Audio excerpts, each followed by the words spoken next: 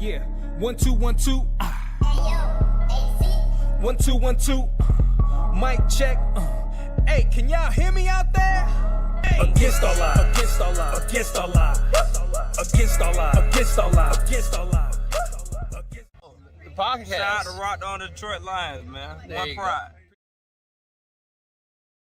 All right. Good morning, everybody. Welcome to the Rise and Grind Morning Show, man. You've landed on the ultimate channel for your Detroit Lions news, rumors, injury reports all throughout this season. So if you are looking forward to getting an inside look at your Detroit Lions all year, you found the place. You stumbled upon us, right? You've been here before. Maybe you haven't subscribed. We'd like to get you guys to do that this morning, if you could, please, and be part of this journey, man. It's the Super Bowl run of 2025. Your Detroit Lions, I believe, are in it to win it this year. We've got a very strong roster. Even given some of the injury concerns that we have right now, I think that the Lions are on their way. But if you want NFL stories, you found the right place. If you want Detroit Lions news, you found the right place. If you want good, clean information, you found the right place. If there's a presser today, we'd be doing it this morning, but it's not going to be until later on this afternoon.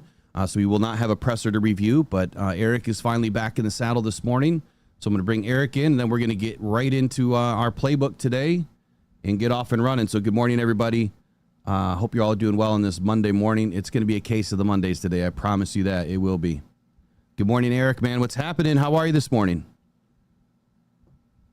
I am back. I'm vertical, so everything's good. Vertical. Vertical. I've never heard somebody say that before. I'm vertical. I'm not horizontal, so I'm doing okay. I don't know. Last night when we were speaking, man, you looked a little bit horizontal. Oh, I was maybe even a little bit diagonal. Yeah, I was very diagonal last night. Yeah, fun stuff. So interesting weekend this weekend. Yep. Really was expecting a lot more out of the QB2 competition, but I think so far it's kind of stayed where it is, and we're going to talk about that today. Obviously, Trey Hendrickson and Za'Darius Smith are all over the news again. Are we really surprised? No, but we're going to talk about it. And today is it's National Ice Cream Day today. I think that Trace reminded me of that last night. That today is National Ice Cream Day. Is that the case? And if that's the case, I've got some new ice cream for you guys today. I've got a new flavor. Someone said in the comments you have a doubling effect on your audio. Is that the case, Eric? You got two things going? No. You got YouTube open? Nope. Got it muted. All right. I'll let me just double check real quick. This is the fun stuff about having you back after about a week.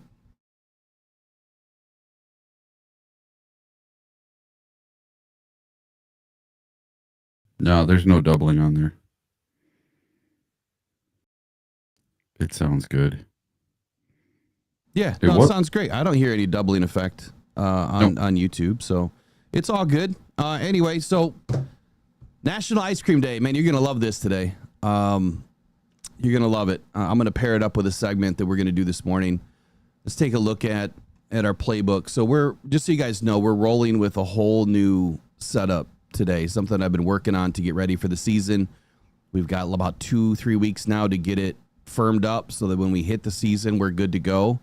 But it's going to be new segments. It's a new way of doing the show. Things are going to be segmented, something I've been wanting to do for a while, and we're going to give it a go. But it's going to be a little rocky for a few days until the sheet works and until we get used to it.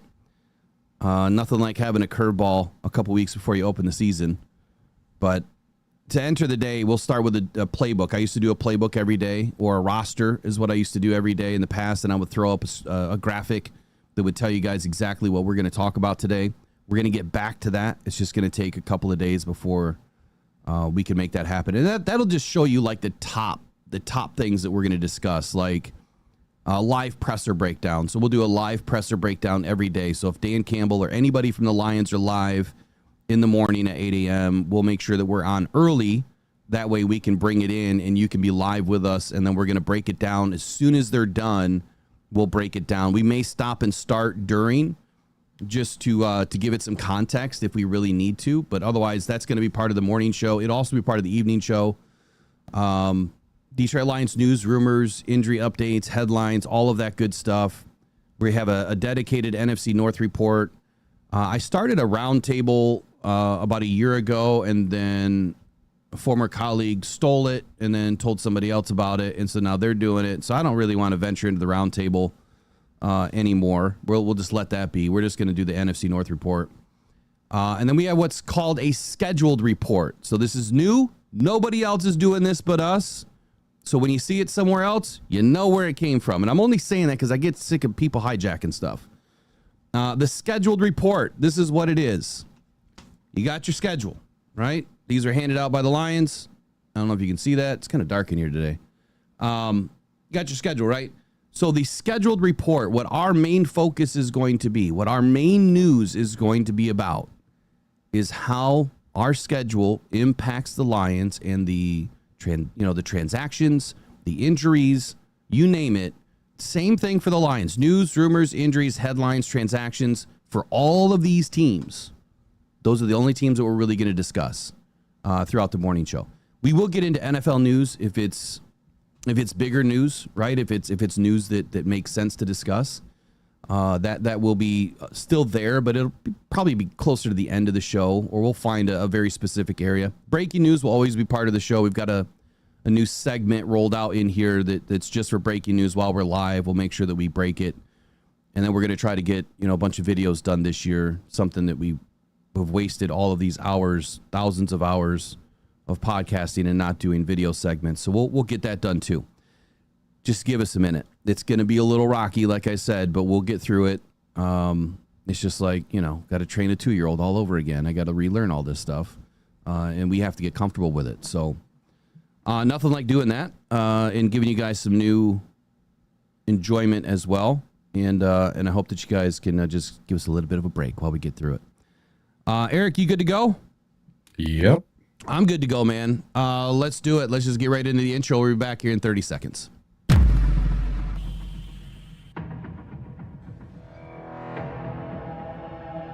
Adam Schefter at ESPN says there's 275,000 people. Well, that was some party in downtown Detroit. 775,000 people shattering the NFL draft attendance record.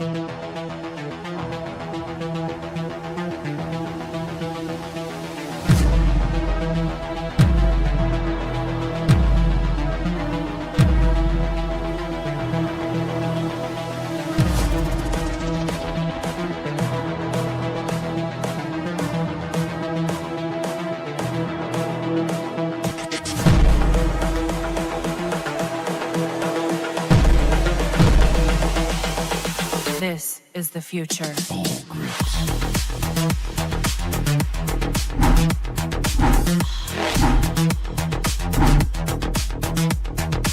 Evolution.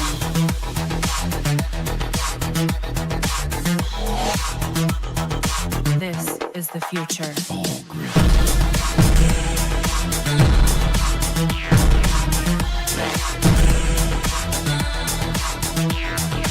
Evolution.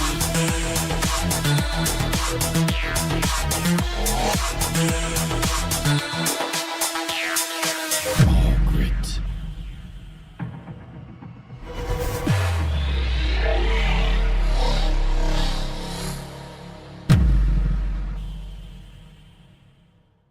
All right, man. Let's do this. So this morning, of course, we're going to touch on the Trey Hendrickson and Za'Darius Smith situation.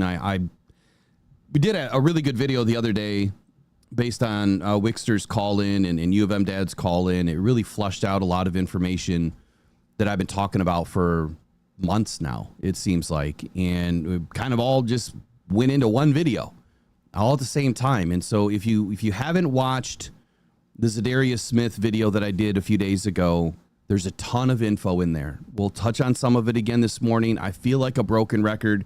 I hate it. But this is at some point it's got to be put to bed. But unfortunately, the Bengals are really late to the party, right? They've stressed this situation with Trey Hendrickson. Trey obviously hasn't gone to camp, hasn't participated, and finally, the Bengals are listening to offers. That's what was reported, right? The Bengals are finally listening to offers. They were offered, I think, 2 first-round picks last year, I think. They were offered pretty significant capital this spring before the draft, and they didn't do anything. They felt like they were going to be able to get a deal done. Did they not understand that Trey Hendrickson, the only deal that was going to make sense was a deal that was going to pay the man, right? He wanted a contract extension. It needed to be, commensurate to the top of the board. And they're not even close from what we understand. I mean, if this is a pissing match, they're pissing in opposite directions, right? And right now the Bengals have the wind right in their face. So this is not good, obviously, for the Bengals situation. But I got to be honest, Eric. This is not good for the Lions either. And what I mean by that is I just gotta, I'll be blunt with it. It's not happening. It's not, if it was gonna happen, it would have happened by now. And even though the Lions have all of their picks next year, obviously we don't have any 3rd round picks. We have all of our picks next year. Do you ever see a world where, the Lions are going to give up a 1st and a 2nd or 2 2s or 2 1sts to get Trey Hendrickson this year and then turn around and pay the guy $35+ million a year? I mean, if they did, they could, right? They absolutely could. Let's not BS anybody here. They could. They can. They have the wherewithal to do it. They have the cap. They have the draft capital. But what that does to your team moving forward is a nuclear bomb. That's what happens. You're going to lose all of your future draft picks. You're going to lose all of your future building potential. And then you're going to lose your ability to keep some of the players that are on your roster currently. I don't think Brad is tucking away all of these pennies right now, right? Stacking all of this money. Currently, what do we have? 48 million-ish in cap? We're 43 million upside down next year. Does anybody really realize that? To start the season before any cap considerations by the NFL, before any dead money hits, before any of the newer contracts or any new contracts that get signed this year potentially, the Lions are way upside down. Way upside down. Now they'll be on the right side of zero next season at some point, and they could do something with Jared Goff's contract. But right now it is a dire situation for a team that is trying to retain, 5 or 6 more guys that they have drafted that are going to get significant money. And you know the names: Laporta, Gibbs, Branch, Aiden, J-Mo, and others, right? Jack Campbell. We don't want to lose those players. And so if you were to bring in a guy like Trey Hendrickson, 1 or 2 of those guys is gone, right? And then your future is gone. I'm sorry. Everyone hated on the Tesla pick, right? How's that turning out so far? Now it's just preseason, right? I'll be the first to admit it. It's just preseason. Looking pretty good. So I want that future, right? I want that future to stay in Detroit, that Brad has the ability to pluck a gem, which he's been doing. There's a short video on the channel where I say he's plucking diamond after diamond after diamond, and he is. Why would you want to do anything different than that? So that's my opening monologue to the Trey Hendrickson and Za'Darius Smith issue.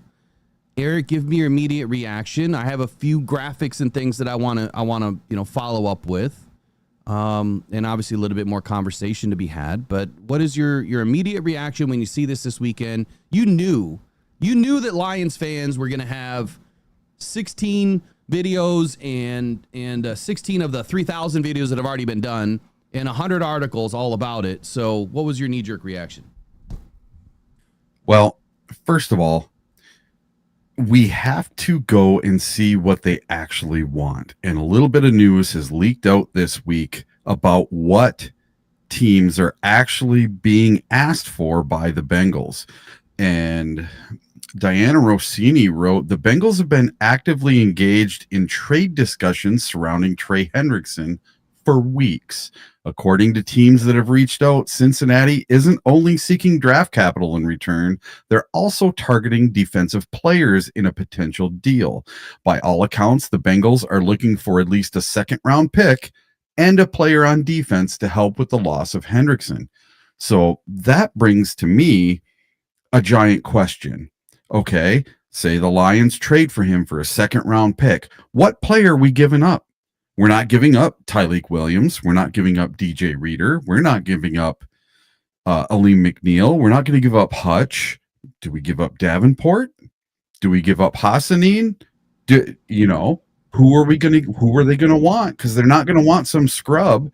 They're not going to want one of our back end players. They're going to want someone good. So hold on, let me dig into that. So is the conversation that you've seen that they've been entertaining, they want a player back out of this deal? Yes, so it 100%. says They want a player and it has to be an edge? Well, it says on defense. So by all accounts, the Bengals are looking for at least a second-round pick and a player on defense to help with the loss of Hendrickson. So here's the thing, man. The Bengals have really screwed themselves. They waited. Oh, that's hilarious. They could have had 2 first-round picks for this kid, or maybe a first and a second. Thank you. Maybe a first and a second if they would have done something this spring. And so you brought up a good point. Well, we know Hassanin's not going anywhere. 1, he's injured right now, and we'll bring an injury update here in just a little bit. 2, when you look at our roster, there's nobody that's in the 3rd and 4th or 5th, column that they're going to want, right? They want somebody that's going to be able to help the team. Now, they do have Shamar Stewart. He's playing okay so far. He's got a long way to go. It could be a year. It could be 2 years before that kid finally pops. It could be this year, but you don't know. It's too early. But they're going to need somebody on defense. So to your point, who are we going to give up on defense? Okay, we have Nate Lynn and Keith Cooper. They don't want them, right? We have Miles Adams and Broderick Martin. They don't want them. Lee McNeil's definitely not going anywhere. Mekhi Wingle's injured. Pascal's injured. Rodriguez is injured.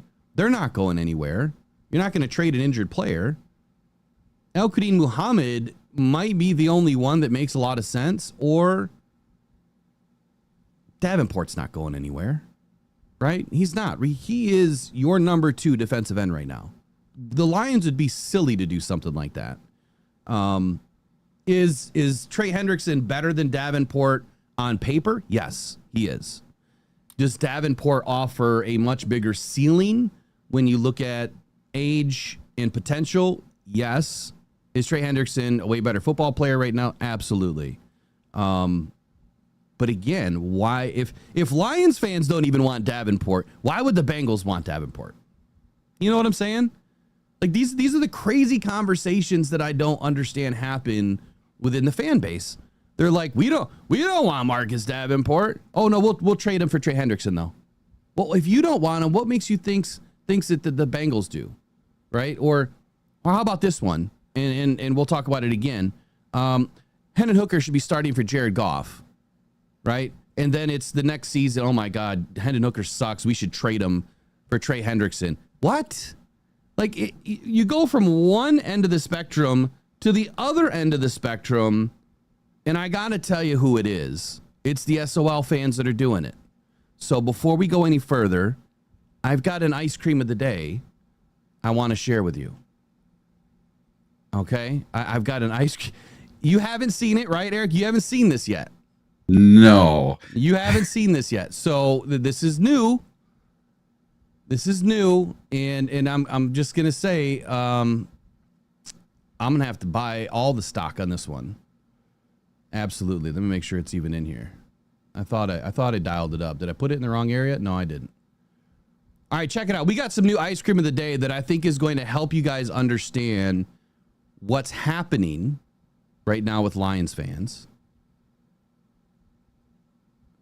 And here's your first one. It's SOL Fan Ice Cream Day. That's what it is. And matter of fact, not only is it SOL Fan Ice Cream, that's the original flavor, right? But here's the new flavor. It's SOL Fan Ice Cream because we keep fighting about Trey Hendrickson and Za'Darius Smith, right? It's the Hendo Smith combination. But we'll just take it one step further. And we're always talking about edge rushers, apparently, on this, godforsaken channel some days.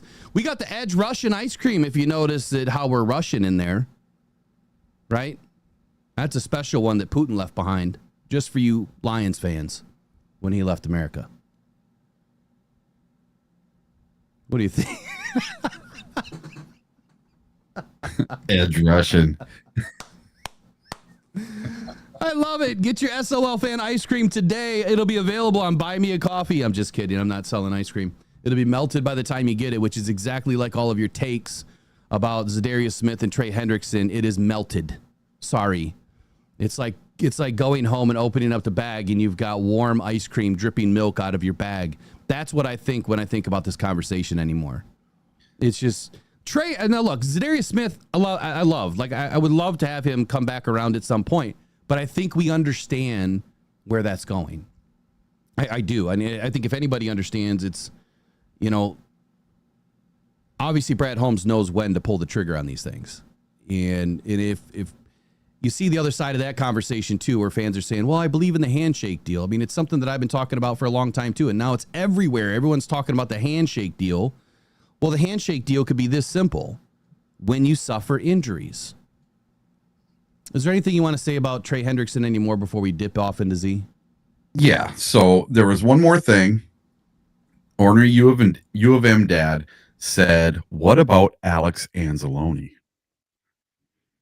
as one of the players that you could trade with the second round pick for Trey Hendrickson? Now that is interesting. That's thought provoking, right? Well, it is. It is. It's something that we've thought about. I love the comment and the theory here because, and again, I don't know the Bengals linebacker group that well. I'd have to pull up the roster to see how good they are, but I can only imagine that if you're losing an edge rusher, if you bring in a really good linebacker on that side of the football, that may help bridge your gap a little bit to have somebody. But Alex isn't known to get after the passer. That's just not what he does, right? He does it, sparingly. Maybe in a different scheme, he could do it more, but it is a good point. If you did trade him because Grant Stewart's been playing so well, but they don't play the same position, here's what I would say. Why would we want to sacrifice our linebacker group going into this season? Where has that not been one of the point of contentions with our defense, is how well or how bad our linebacker group has been playing? Why would we want to get rid of that guy? I get it. He's not on a long-term contract. He's signed for the balance of the year. He'd be a 1-year rental, so you'd be trading 1-year rentals. And then the Lions would end up having to, fork out a ton of money to Trey Hendrickson. Again, I'm not saying it can't be done.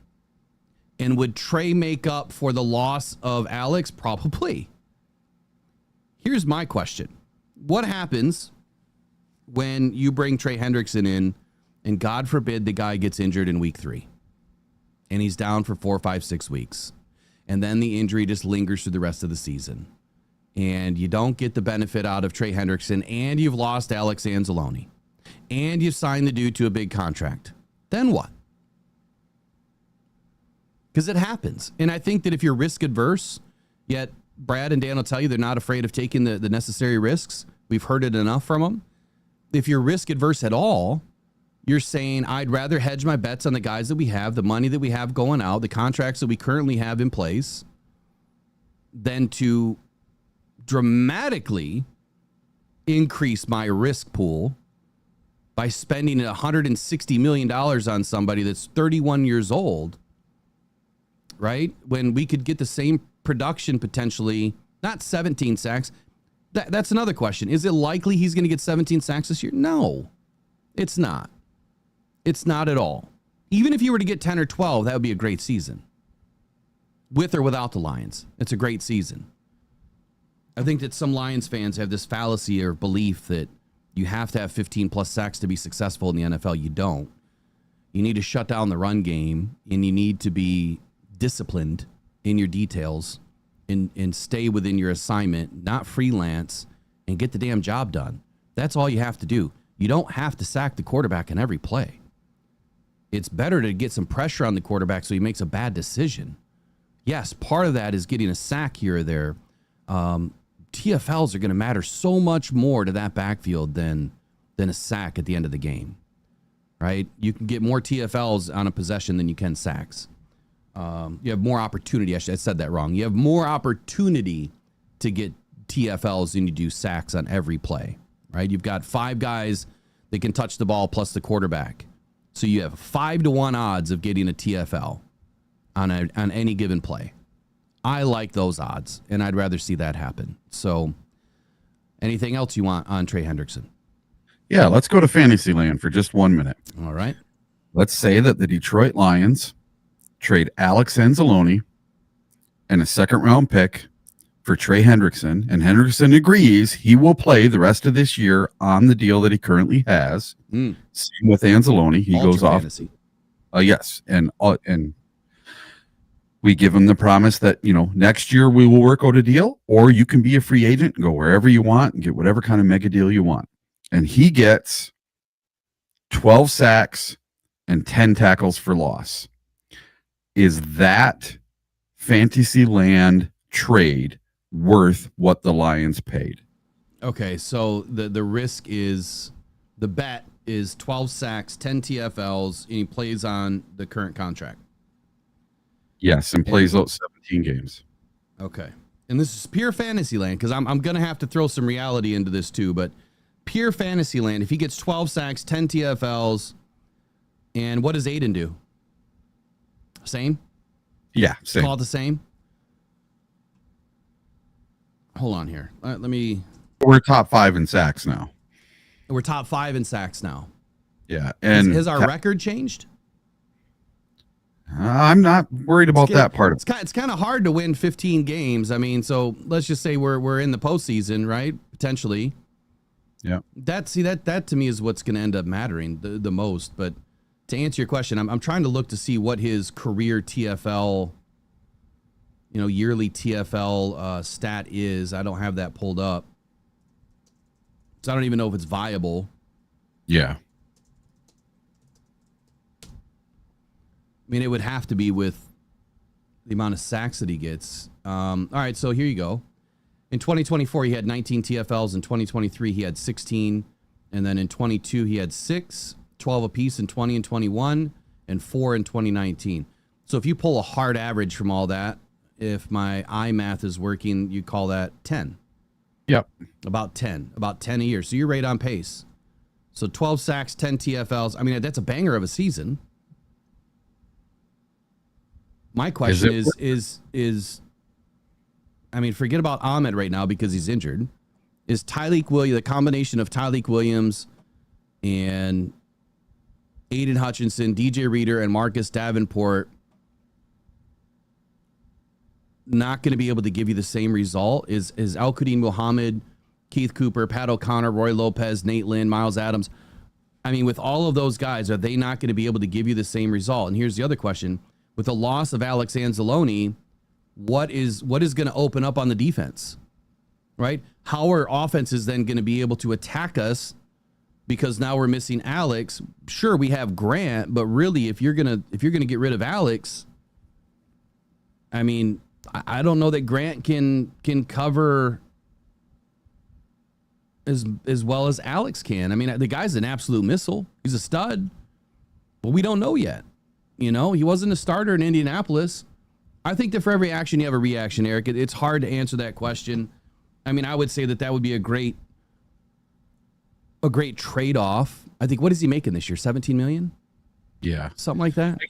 I guess just what my question was, is it worth it for the Lions to give up Alex Anzalone and a second-round pick for him? Just 1 year rentals? No, hell no. Especially not a 1 year rental. But so there's the reality. The reality is this.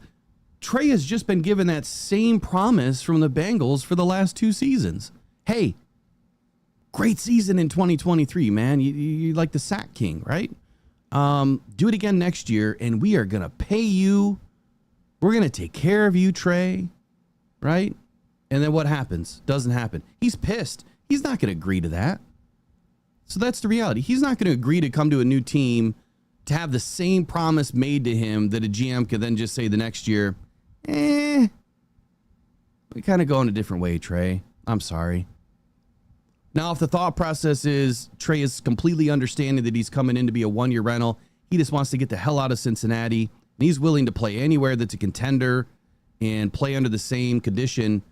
Okay, so you give up a second-round pick that you could have just had for 4 years at less than probably $15 million over those 4 years, right? For a guy that you're going to pay $17 million or more per 1 year as a rental. That's how I look at it. You're trading 1 year for 4 years. It's going to cost you more and a player? Like that's completely insane. It's insane. And that's why it hasn't happened. Because Brad is smarter than every single one of us out there, right? Let's just be honest. Brad is done right by this team. I'll go back to this because I think that this is probably the most telling thing that I could say. This is the most definitive answer that I could say about this whole situation. SOL fan ice cream. That's what it is. It's the SOL fans that are consistently bringing up this garbage. Look, I understand talking about the potential and the trades and the what ifs and all of that stuff is fun, right? There's nothing wrong with that. But at what point have you beat the horse so dead that you're getting into its second, third, and fourth generation of its family? Like this horse has been kicked and kicked and kicked. It's every year it's the same dribble and drab BS narratives. And honestly, that's why Brad was laughing the other day when he was with TJ Lang, and I forget the other guy's name that TJ does the broadcast with, but he was asked the same question. Hey, you know, Brad, before you go, I got to ask you the one question that oh yeah, edge rusher, ha ha ha ha ha. Brad's making fun of y'all now because it's so stupid, right? Here's my final take on Trey. Is he a great football player? Yes. Could he elevate this team? Absolutely. But it will explode this team's opportunity for sustainability in the future. Bringing in Trey, does that mean we're going to win a Super Bowl? Nope, it doesn't. Why? Because anybody can get injured at any point in time. We saw it last year. This team, with the depth that it has right now, is stronger than any one player that you can add to it. And I firmly believe that, and I was correct about that last year. Before the season started, you guys have heard me say this. I go to the first training camp day, I come back, I jump on a live show, and I say, best defense I've ever seen since 2014. What happened? Best defense we've ever seen since 2014. By metrics, analytics, wins, you name it. Some metrics weren't as good because we let up a lot of pass yards because we had leads. We get that. I'm not going to go down that whole segment again today. The point is I went to camp again this year, and I said the same thing, that I'm doubling down. This will be the best defense we've seen in Lions history. The only thing that can screw that up is if Kelvin Shepard gets too aggressive and too stubborn. We've heard some things from players over the weekend that he's extremely smart. He's extremely heady. He's not trying to put these guys into a box, right? He's not making these guys be sticks out there. They have some freedom. They have some range. He's cerebral, right? I think that we're going to be okay. I think the defense is going to be much better than what people think because Kelvin's been doing this. He's been around these guys. But the only thing that can blow that up is if we get too aggressive and if guys are not just grasping, you know, the idea of the defense, the scheme quick enough, which I don't think that's happening. All right, Za'Darius Smith.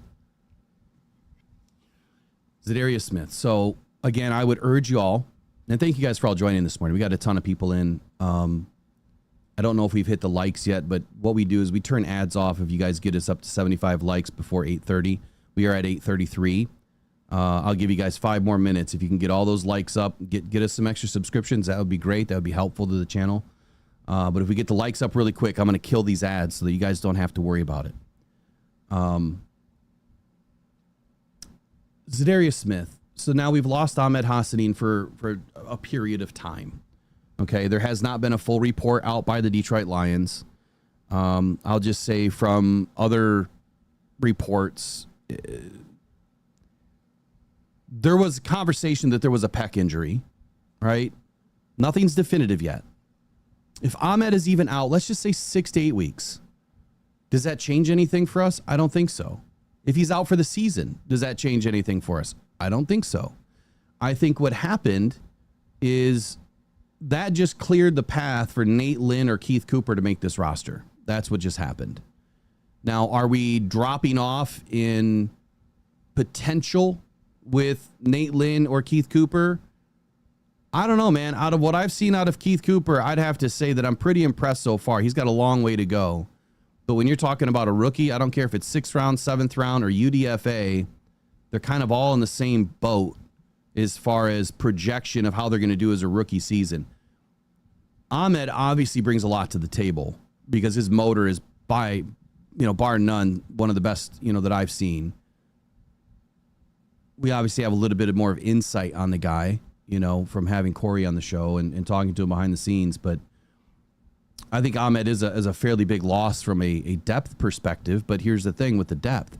Right now, Ahmed is like the 5th guy on the depth chart or pretty close to it. He's either 4th or 5th.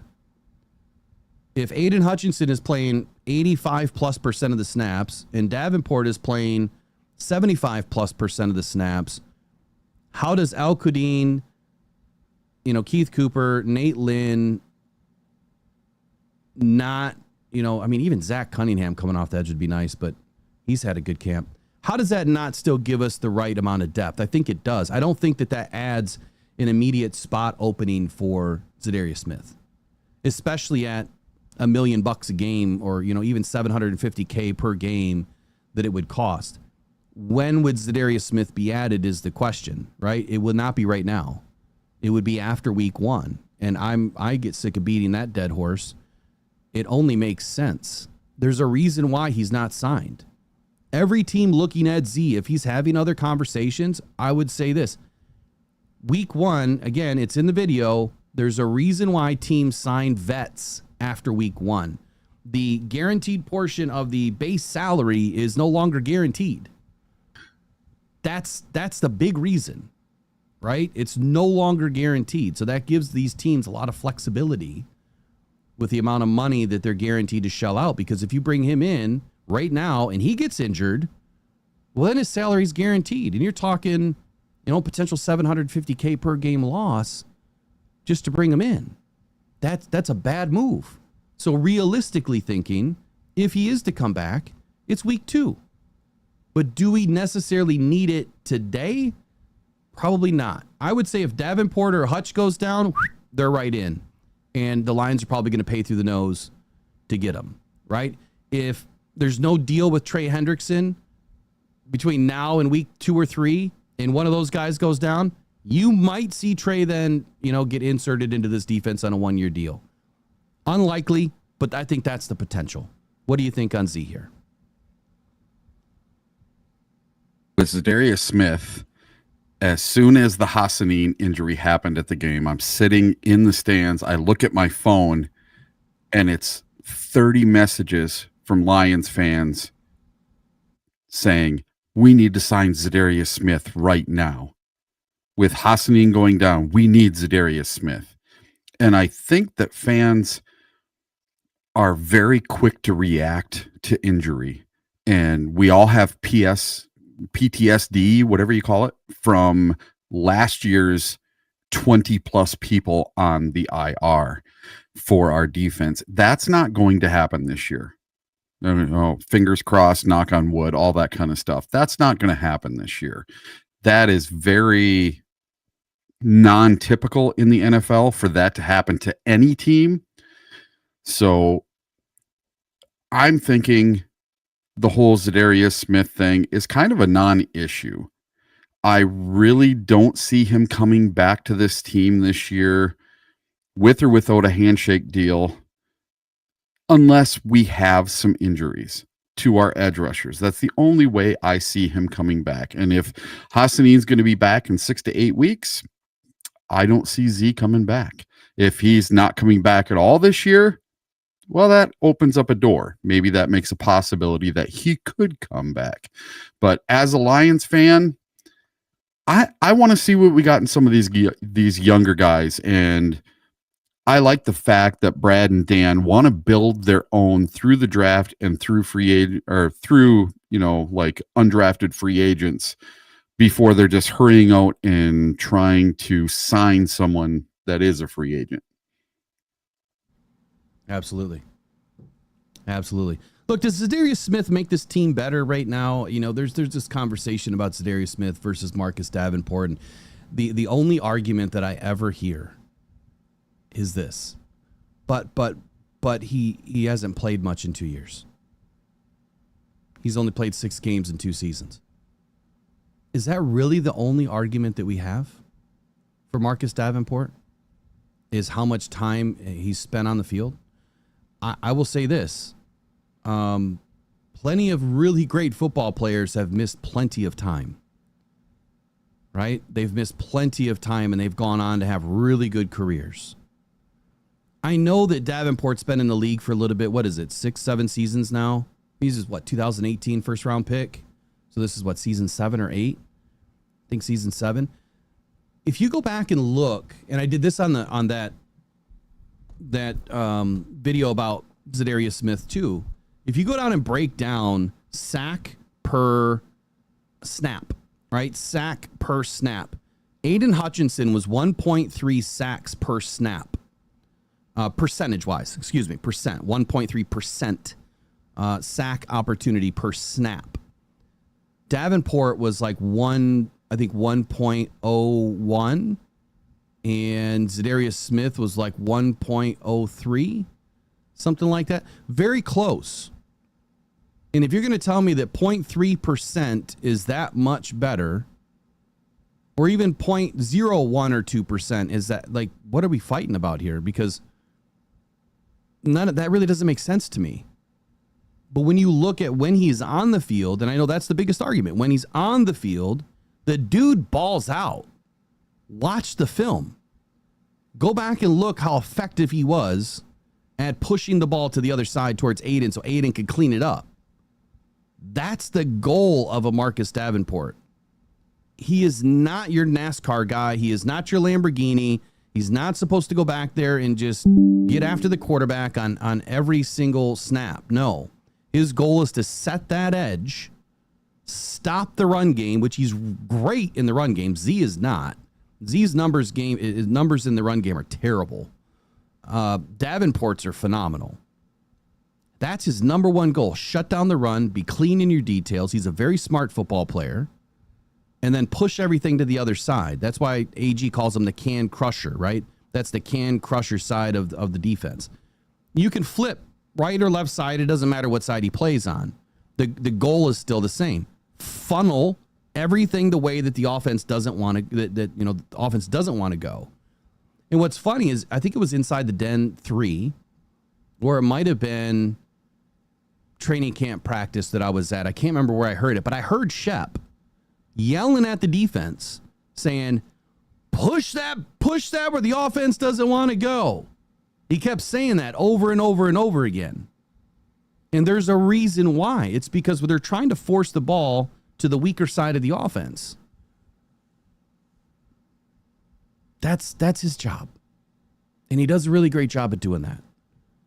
The difference is when you put a guy in there like, Ahmed or anybody else that doesn't have the experience yet, they're still getting used to the game speed, that whatever play we get out of them, I think is beneficial. And I think that when you see these guys start out in their career, it's a little bit slowed down for them from a scheme perspective. They're only asked to do a few things. Unlike Davenport, he can do it all. He really can. He has the body, the size, the intelligence. He's not the speed guy. And so we hear that complaint too, or we get that comparison too with Za'Darius Smith or Davenport. They're kind of two totally different style of a rusher, right? It's Za'Darius, in my opinion, is more of that third down, get after the passer, or if it's a second and long, go in and get after the passer. That's his job. So if you bring Za'Darius Smith back in, he's not a 3-down guy. Davenport can be. But you're going to see, Davenport maybe first and second down, And then Al Qadim Muhammad come in on third down because he's more of your speed guy on the other side. So they have a really good mix right now. I'd say the defense is in a good spot. And Eric, I know you said this morning you watched the 53 breakdown that I did, and I made some updates after the game. Has anyone realized, like, we have 7 guys to bring back off of lists, and of those 7 guys, Miles Frazier, Khalil Dorsey, Morris Norris, Malcolm Rodriguez, Josh Paschal, Aleem McNeil, and Mekhi Wingo all need to come back. And the guys that we're trying to cut right now, you're talking Broderick Martin, Miles Adams, Anthony Pittman, Nick Whiteside, Lauren Strickland, Michael Neese, Jacob Sailors, Dominic Lovett, TK85, Hendon Hooker. Like, those are the guys that you're getting rid of. And then you still have to find 7 more spots on this team to bring those guys back. Now, you could layer them, right? You could bring them back in spurts. Even if they're ready week 4, maybe they don't come back till week 6 or 7. If the defense is playing well or the offense is playing well, and you don't necessarily need, a third or fourth guard, right? Or you don't necessarily need, Aleem's going to come back no matter what. I would think Josh is going to come back right after week 1 or maybe potentially before week 1. But Malcolm Rodriguez, does he really need to come back right away? And by him replacing Trevor Nowaski or Zach Cunningham, I think those are the only 2 options for him. I don't think he's replacing Grant Stewart. So the point that I'm trying to make, without going deep off into that, is there's not a whole lot of room on a roster that is this good, this deep. We got problems, right? How they say we got 99 problems, but a really deep roster isn't one. That's what we got.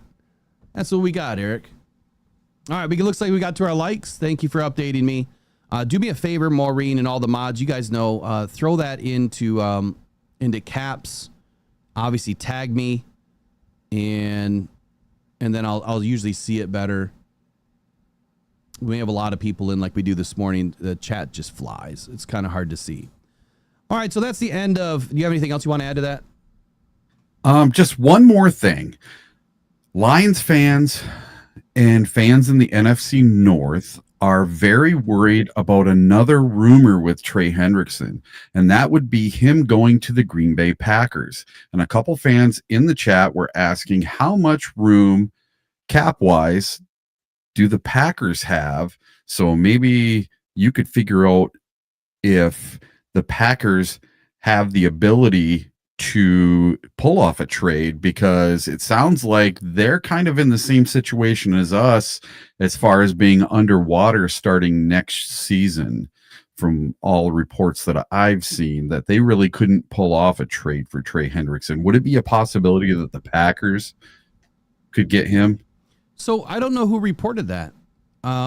Here's what I do know, as reported by some insiders: the Browns, the Panthers, the Seahawks.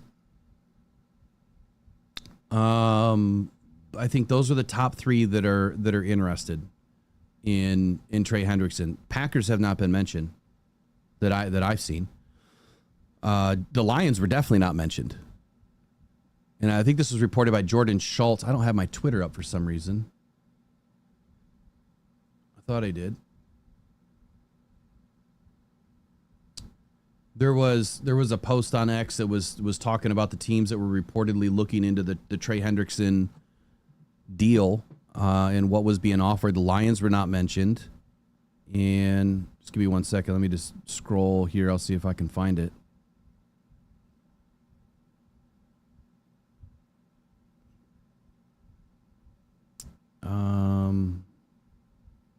All right, here we go. Panthers, Browns, Colts. Panthers, Browns, Colts. Those are the top 3 teams right now looking into Trey Hendrickson. I haven't heard anything about Packers, Bears. I mean, that's just what Lions fans do, or content creators do. They try to, create some clickbait by saying, "Oh my God, the Vikings are trying to add Trey. What are the Lions going to do? Oh my God." But to answer your question, if the Packers, this is just my evaluation, if the Packers were trying to add Trey, here's the Cliff Notes answer. Any team could add him. Any team could add him right now. And the reason why I say that is because you know how these You know how these salary caps and these contracts are, man. They're all big fugazi, right? You can change things, manipulate things. You can go negative right now, and you're fine. You could go negative upside down in the cap right now. If the Lions really wanted to win a Super Bowl, like if this is what SOL fans are thinking or any fan is thinking, if the Lions really wanted to win a Super Bowl and they need to go out and add all the Ferraris they can to this team, they could go upside down in a hurry in the cap today. And then next year you can kiss your team goodbye and you could kiss the next 5 years goodbye. That's what happens. It's going to take 5 years to recover.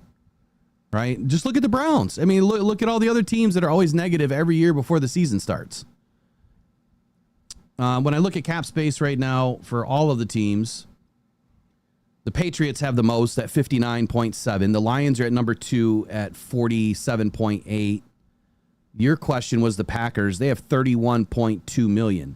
So could they make it happen? Absolutely. Absolutely they could. But I think right now any team could make it happen because all of them are positive in the salary cap, including the Bills at 1.3 million, the Giants at 3.7, the Falcons at 4.8, the Broncos at 5.6. They could all make it happen. The Bears at 13.2. The Vikings are at 26.4. I mean, anything could happen in a trade, right? You could make the trade and say, you know what, Bengals, I'm going to give you an extra draft pick. You're going to pay his salary this year. So any team could make it happen. Does that make sense? Yeah, but the question that I got was, are the Packers upside down to start next year like the Lions are? Okay, let's look. And again, that really won't matter to a degree. The Lions are 43.37 million upside down. The Vikings are 65.8 upside down. The Bears are 9.49 upside down. The Packers have $2 million next year to start. So if you're looking at next year's contract or next year's salary cap, the only reason why I say it doesn't matter unless you're the Lions is because the Lions are so deep. Like trying to come back from $43 million upside down is insane. But they can make it happen. Just a quick restructure of Jared Goff's contract can make it happen. And, let me throw it up on the screen just to show everybody what I'm talking about. Give me just a second to bring it in here. So could they do it? Yes, they could. They could do it. And also, he can roll over as much of that 47 million as they want or as they can. This year. Yes. All of it. Yep. Yes, so that's the thing about you just have to tell the NFL, I don't know when, but at some point throughout the season, you just have to let the NFL know, hey, I'm planning on rolling, all of this money. I think the Lions have to spend like all but 10%. I know there's been some changes with some of that stuff, and I'm not up to date as far as how much needs to be spent or when, but you can roll as much over as you really want, I believe. I don't think that's changed. All right, this should be clear enough, I hope. Hopefully you guys can all see this. All right, so this is your current salary cap table for 2026. I'm going to scroll to the bottom here, and you see your Lions are in the bottom 3. We are minus 43.372 million. And I'm not even looking at the chat, but I guarantee I'm hearing this in the chat. Well, we're going to get 30 million added to the, to the salary cap. Okay. So now we're at 13 negative. Where are we going to make up that difference? Right? We still have to sign rookies next year. And if we win the Super Bowl, that's about 9 or 10 million that's coming off the top already. So you can add another 10 million to that number. The Lions are 40 or 53 million upside down.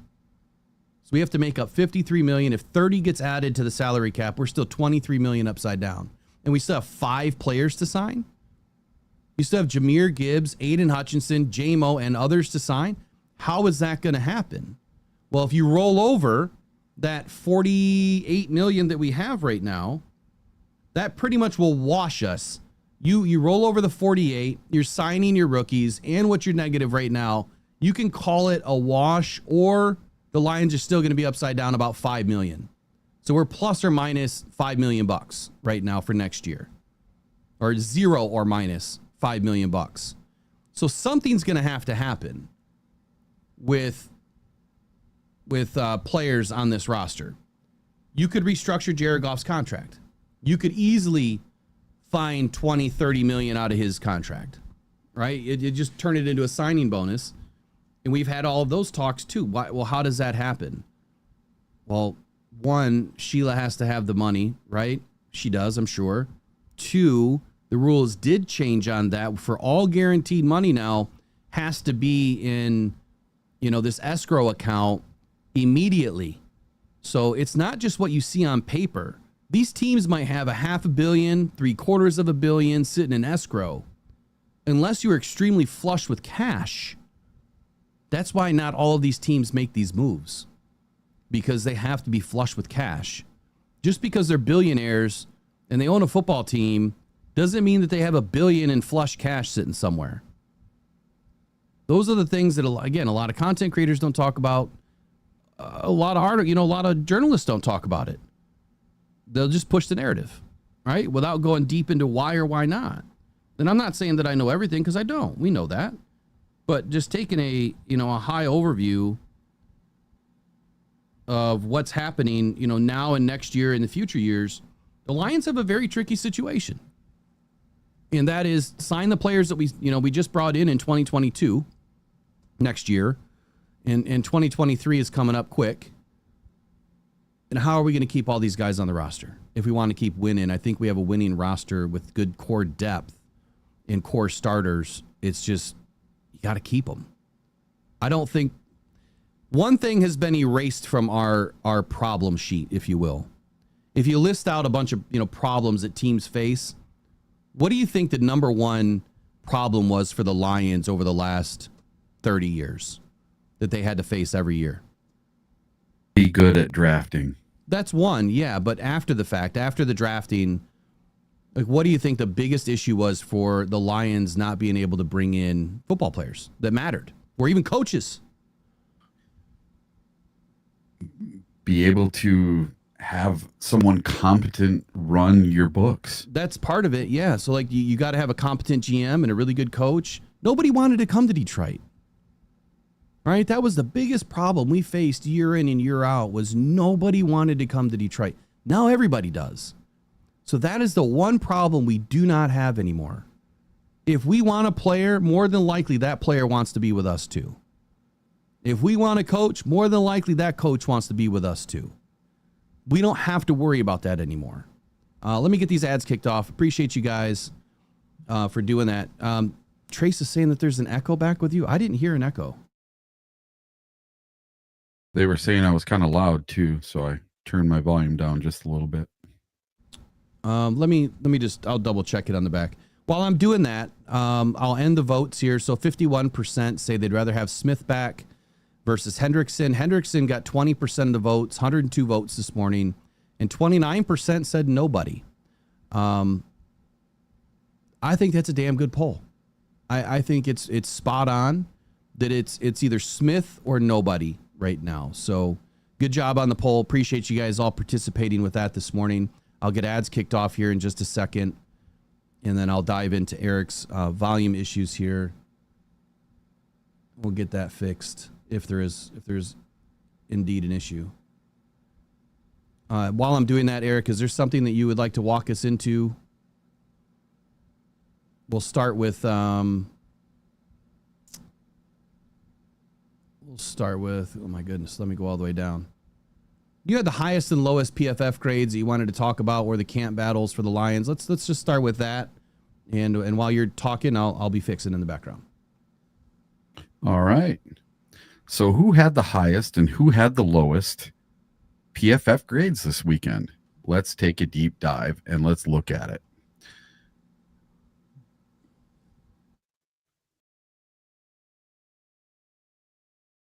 All right, so we're going to start off with the offensive players from this past weekend's game against the Miami Dolphins. And the highest PFF graded offensive players coming in at number 1 was wide receiver Jackson Meeks with a 90.7. He was all over the field. He was catching pretty much everything, and he seemed to be Kyle Allen's number 1 target. Next up, QB Kyle Allen had an 84.9, and he had one heck of a day. He threw a couple of touchdowns. He had a great QBR of, I think, 136 to go on top of last week's perfect rating. So Kyle Allen looking pretty good in that QB2 spot. In third place was one of my favorite new players, someone who is really coming on, and that is Isaac Tesla. I even wore my Isaac Tesla jersey to the game. He came in at a 78.6, and he had a touchdown in the game. The NFC North better watch out because this kid is going to be good if he keeps this up in the regular season. Next up, running back Sione Vaki with a 74.8. It was really nice to see him back in action this weekend. And he, by all accounts, had a really good game running the ball and catching it out of the backfield with the number 2 offense. And then offensive lineman Mason Miller came in 5th place with a 73.2. Now, our lowest PFF graded offensive players. Coming in at 5th place, tight end Shane Zylstra with a 51.8. Next up, tight end Zach Horton with a 48.4. Coming in 3rd place, QB Hendon Hooker with a 48.4. So just to give you a little bit of contrast, Kyle Allen was 84.9 to Hendon Hooker's 48.4. Not too great. Next up was running back Jacob Sailors with a 47.9. I'm not really sure what brought him down because he had a couple of really good runs. Maybe he was doing really bad at pass blocking or something. And then wide receiver Tom Kennedy was our lowest graded offensive player with a 41.9. He dropped a couple passes, and on Craig Reynolds' really long run there in the first quarter, he was the one that had the holding penalty. Now, the highest graded PFF defensive players of the weekend, coming in at number 1, cornerback Eric Hallett with a 91.1. That's a pretty amazing grade for a cornerback in a preseason game.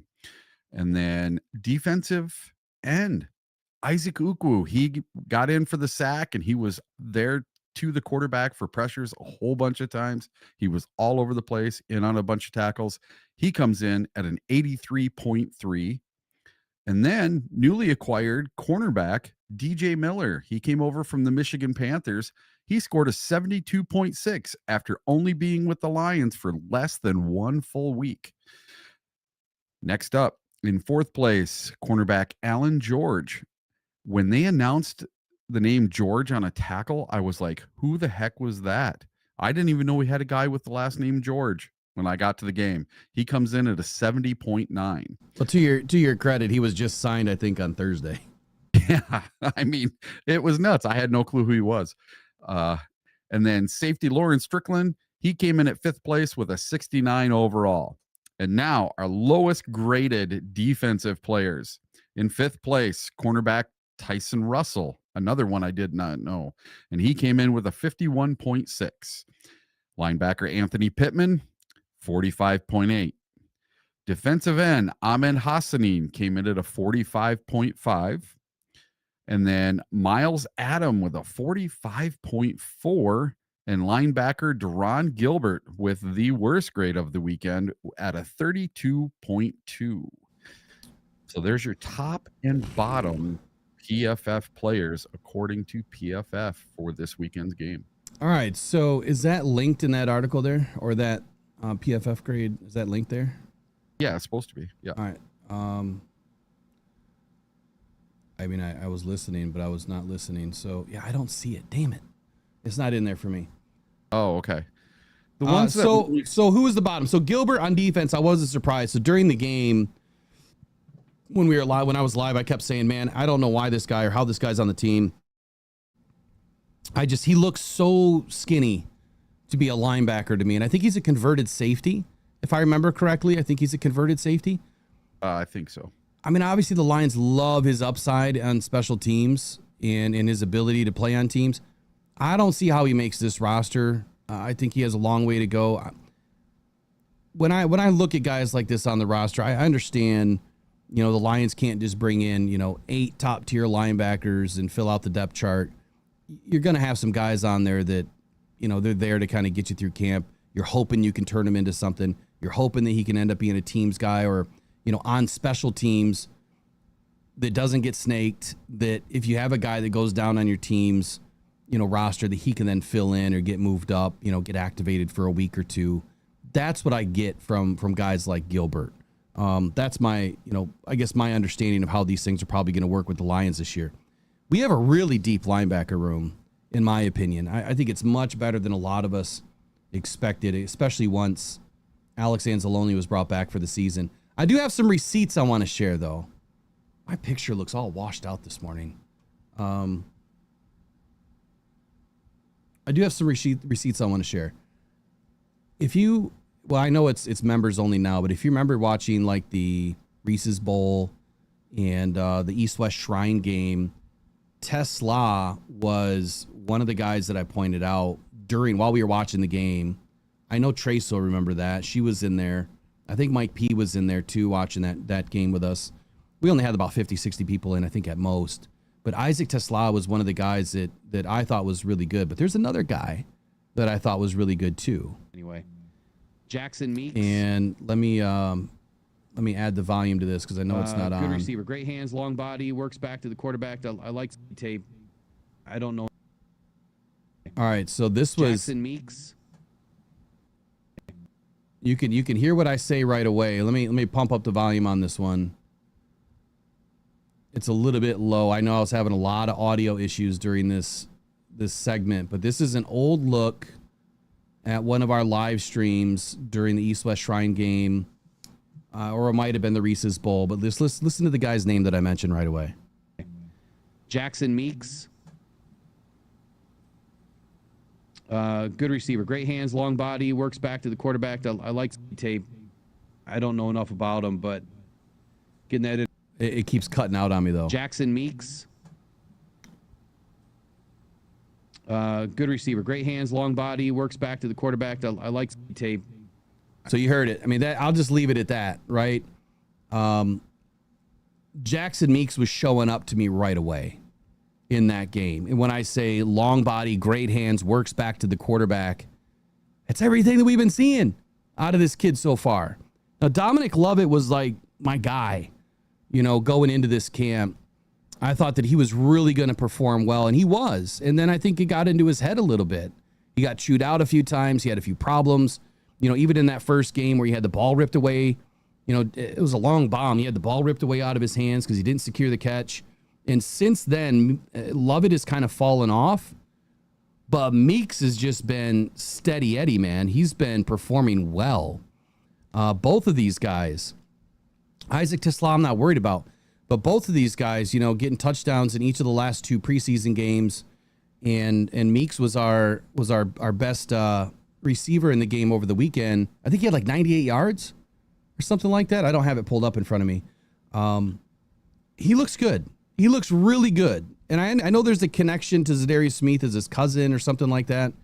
And I don't think that does anything for us with Za'Darius Smith coming back to the roster just because we have his cousin on the roster. But right now, Jackson Meeks is my 6th wide receiver. I don't know how the Lions can't keep 6 wide receivers. My only question is, and I don't know this because I haven't looked, is Jackson Meeks playing any special teams? If he is, and I'll look later on today, but if he is, I think the Lions keep 6 wide receivers this year. He's really good. Really, really good. What are your thoughts on Meeks? Well, I had some winners and losers for this weekend, and my winner for the wide receivers was all of the rookie wide receivers, all 3 of them.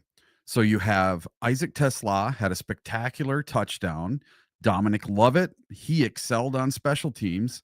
And then you had Jackson Meeks, who led the team with 7 catches for 93 yards and a score. Amazing. All 3 of them were amazing this weekend. So something the Packers have been trying to do forever is have a competent wide receiving core. And I think that Brad Holmes worked his magic again, and he got not one, not two, but three rookie wide receivers that could basically start on any NFL team. I don't know about start, but I think they could land. Yes. Which three are you talking about? I know Jackson Meeks is one of them. Yep, Jackson Meeks, Dominic Lovett, and Isaac Tesla.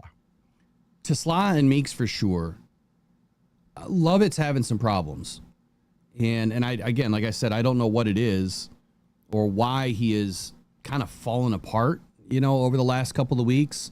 But even in practice, he was getting ripped apart last Thursday. It was one of the things that I reported on Thursday night that, it was immediate that Scotty Montgomery was up in his grill. And then you had Dan Campbell walking from one side and you had Scotty walking from the other side, and Lovett's head is just on a swivel.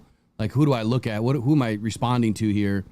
Obviously, he turned to Dan, but he was getting chewed out, man. It was Scotty said, like, get this guy off the field or get him out or something like that because he made a big error. He caught the ball. It was on the sideline. Play extended for a few seconds, even after it was really dead. And then the ball ended up on the ground, and that just lit a fire underneath Dan and Scotty. Dan is all about keeping the ball off the ground. And like, as you heard Jameson Williams over the weekend in that funny video where he says, this is my baby, I'm going to keep you, clean. I'm not going to allow you to get dirty. That's the whole premise of this team is keep the ball off the ground. We don't allow takeaways. We're going to get takeaways. We want to pop the ball out, but we don't want anyone taking the ball away from us. And so being really strong at the catch point and having good, secure hands, you see that out of Isaac Tesla because he catches the ball out in front.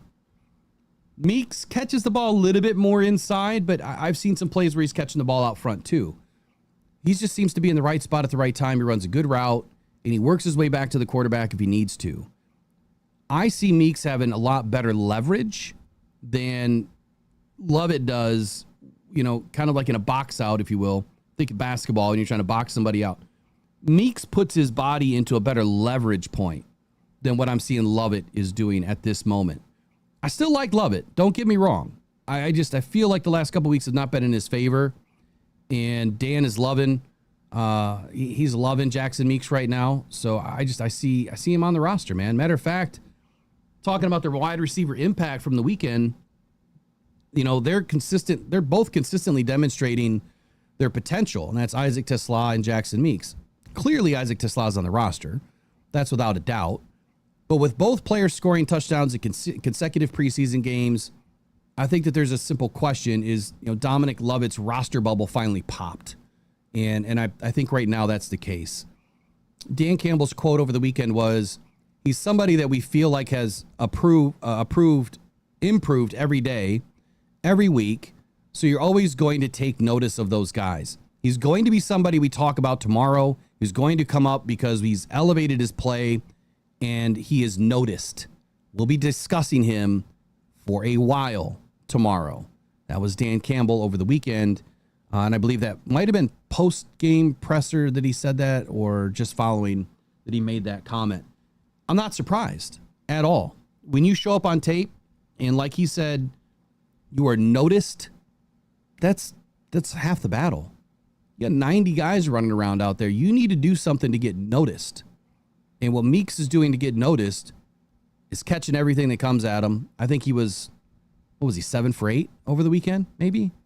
And not dropping the ball, right? Not giving the ball up, putting himself in a position to win. So Jackson Meeks is definitely on the roster right now. I want to go back to a question. Oh, shoot. Ads are still on. Hold on. Sorry. They've been trying to tell you. Sorry. Look, it's tough some days. There you go. Now they're definitively off. I do want to take phone calls. We missed our heart out. I do want to take phone calls at the end of the show. So if you do stick around, I will open up the phone lines. And of course, we would love to hear from you and what you guys think, about today's show. And then, any players that you want to talk about. I don't care who it is, whatever you want to talk about the Detroit Lions today. Let's get it done. Okay, there was a question. Big Papa in the chat said, Will, please give us your opinion as to whether or not we will be able to pull this off and not lose any of our young guys. And if I go back, I want to say the question was surrounding, all of the guys that, we've drafted, the Lions have drafted. Specifically, we're talking 2022, right? Or 2023. I'm going to pull up the draft history and kind of give it a little bit of context. So it's a great question. I appreciate the question. Thank you. And then also, if you'd like to get questions in during the week for the midweek mailbag, which is Gripes and Hype. So it's the Motor City mailbag. I'll either do it on a Wednesday as a video, or I'll do it on Thursday night during the live stream on Thursday night. Send your questions to mailbag@rockdon.com. Again, it's super simple, right? Mailbag@rockdon.com. I just put it in the chat. Go ahead, lock that into your phone. And then here's the show phone number for now. It hasn't changed in a couple years, but I'm trying to change it to something else. I haven't figured out how to do it yet. 313-312-0348. Phone lines are not open right now, but they will be at the end of the show. So lock both of those into your phone. That's our email. That's the show phone. And every week, send in your mailbag questions, and then we'll highlight the best ones every single week. And then the best questions of the week will also be in a running every month for a Rocked On grab bag. And it could be Rocked On merchandise, apparel. It could be a signed mini helmet. It could be anything. Honestly, it could be anything. It could be a $25 item. It could be a $250 item. So get your questions in, and then every month the questions that get highlighted in the video or in the show will have a chance at winning something. It'll be a wheel spin, so it's not going to be random. It's going to be a wheel spin. So if we go back to look at 2023, that's the year. That's the draft year. Jahmyr Gibbs, Jack Campbell, Sam Laporta, Brian Branch. Those are the four guys that everyone is probably most concerned about outside of Aiden Hutchinson and Jamison Williams. We'll take Aiden off the books, right? He's a lock right now. Unless he totally implodes this year, he's a lock. Jamison Williams is the one that everyone has been a little concerned about from a losing him, perspective, as well as maturity perspective, right? I think that JMO has answered the bell this year. He is a new player, from the perspective of how he's interacting, not only with his teammates, taking on a leadership role. What he did this past weekend, it was the, what did he call it? JMO Day. And he gave out like 500 backpacks full of, stuff to kids, and kind of made it like this carnival theme. It was like a petting zoo and some activities. So getting into the community, it's not the first time he's done this. He's done some other things as well. I know the first time he did it, he was handing out 100 bills at like 2 or 3 o'clock in the morning in the inner cities of Detroit. That's probably not the best way to do it. Puts you in a very particular situation. This is way better situation for JMO, and it went very well. So big ups to JMO, man. I really think he's taken a big step forward. And maturity-wise,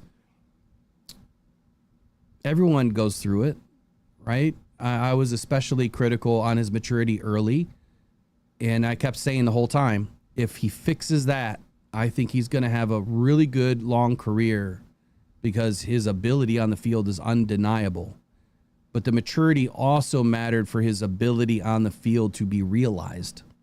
You have to know the program, right? You have to know the playbook. You have to know your routes. You have to, take, extra special care in your body and preparing. And there's so many more things that are involved in this. And I think that he's doing all of the right things. I loved his statement over the weekend too, where he said, I just wanted to show, paraphrasing, I just wanted to show these kids that, I was once them too, that they can do this. You can find your way out. And he said he paid more attention, took more interest in sports, but he took it to the nth degree, right? He really wanted to get out of his situation, and he thought that sports was the way, and it was. So I loved his message. I love what he did with the kids this weekend in the inner city of Detroit, but he's the biggest conversation. Can the Lions keep him? How can you afford to pay him $25-30 million a year? Whatever that number ends up being. It's probably not going to be more than St. Brown, but anything over $20 million is going to be really hard to do. just J-Mo and Aiden alone, if those contracts line up on the same year, you're potentially talking a $60 million payday in any given year for both of those guys. And then you have Jameer, Jack, Sam, and Brian. Well, Jameer's 20. Jack is 12 right now. Sam is probably 12 to 15. And Branch is probably 20. So you've got another $75 million problem right there. Good problem. But between all 6 of those guys, you're talking 135 million. We'll say 115 to 135 million a year potential contracts that have to be added to a salary cap, which right now is probably going to get close to 300 million next year. Jared Goff is 70 million next year. His average is about 55. So you can see the problem. We're going to have like 10 guys on this team. They're going to take up about $250 million in salary. That's crazy. How are you going to add another top 51? So how are you going to add another 41 guys under 50 million? That is really hard to do. And that's why drafting is so important. And that's where I'm going to leave it. The drafting is so important. And that's why we can't give up our draft picks to bring in a guy like Trey Hendrickson, because we need those first, second, or third round picks that are on this squad for 4 or 5 years or more at a very reduced rate compared to, what other guys in the league are making for that position. So can we do it? Yes. To the latter part of your question, do we think that we're going to lose any of them? Yes. I know it's not the answer you want, but I think we can do it. I think it's going to be really tough to keep all of them. And if I say we have one that is on the outs right now, I hate to say this, you guys are going to hate me.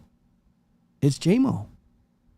If Isaac Tesla blows up, and if Jackson Meeks turns into a 4th wide receiver, right, by next year, then it's Amon-Ra St. Brown. It'll be Amon-Ra St. Brown. It'll be Isaac Tesla. It'll be Jackson Meeks.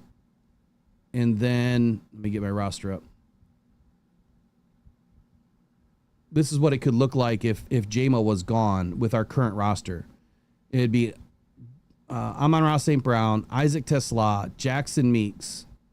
And then if Dominic Lovett is still around on a practice squad, he could be on the roster.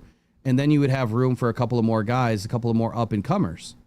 Tim Patrick won't be around much longer. Maybe this is his last year in Detroit, potentially. That is who Isaac Tesla is basically replacing from a 1-for-1 trade-off, size and ability. We don't have a replacement for Amon-Ra St. Brown, and we don't have a replacement for Jameson Williams. But that's the tough nut to crack. That is the hardest room to pay, and I feel like it's going to be really hard. Like the Bengals, yeah, they paid their 2 top-tier guys, but they're not paying Trey Hendrickson. You see how that works? Just look at the league. They'll tell you how it works. Just look at all the other rosters out there. They'll tell you how it works. I'll get into a segment for tomorrow. We'll walk through all of this. We'll walk through the salary cap. We'll walk through what all of the other teams are doing. And I'll do it tomorrow night. So it gives me a lot of extra time. Someone's trying to call right now. Phone lines are not open at the moment. They will be at the end of the show, the last 15 minutes. So I've spoken enough, Eric. What is your thoughts on being able to keep all 6 of these guys? Well, a little bit about J-Mo. I think J-Mo is going to have a breakout year this year. Oh, for sure. He is going to be phenomenal.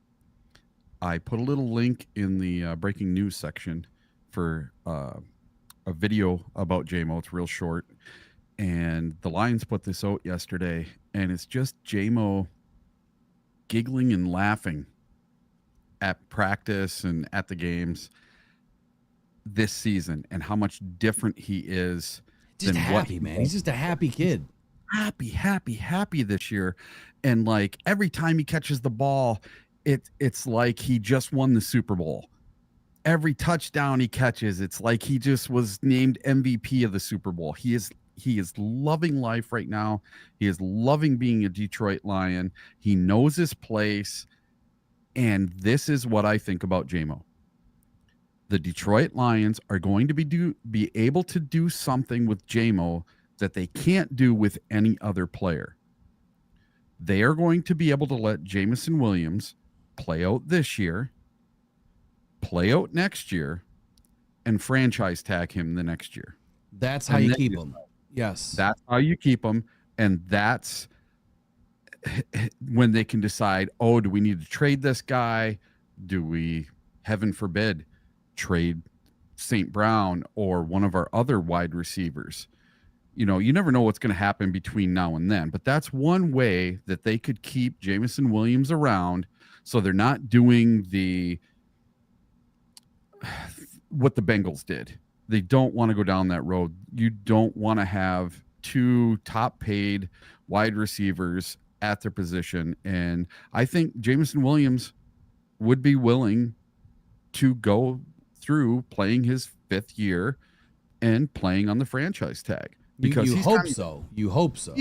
Well, I think that he's kind of behind a rock and a hard place because he's had so many infractions and so many bad things happen that he basically has to prove it.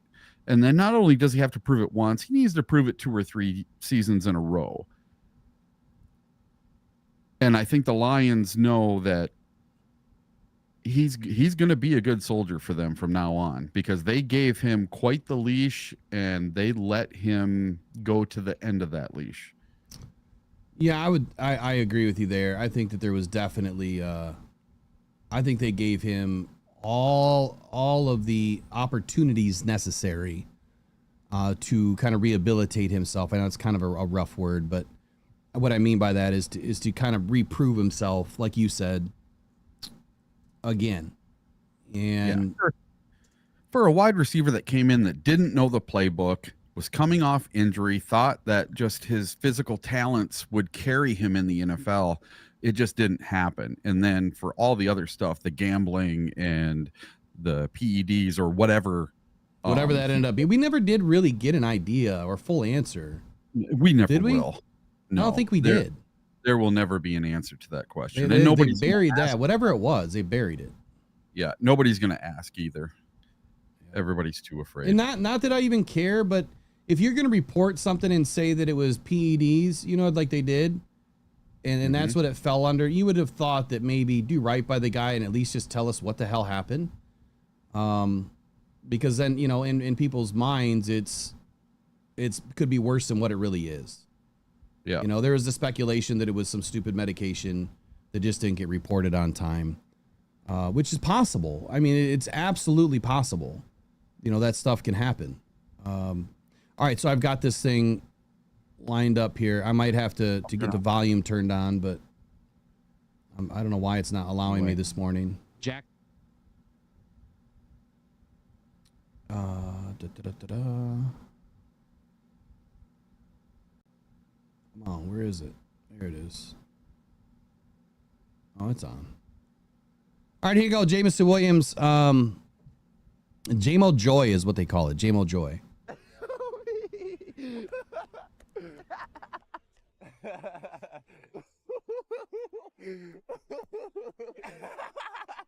He said, okay. He's out there.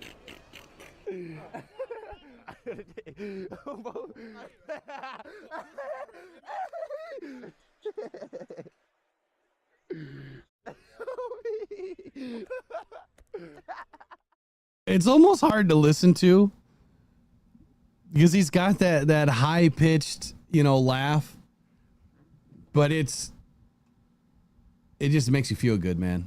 It makes you feel good. Like he's having this much fun, and he's different this year, man. He really is. And I really think that he's just kind of grown up, you know, and come out of his shell a little bit. He was a little bit more reserved and quiet when he kind of came in, and maybe a little bit headstrong. And I really believe in this.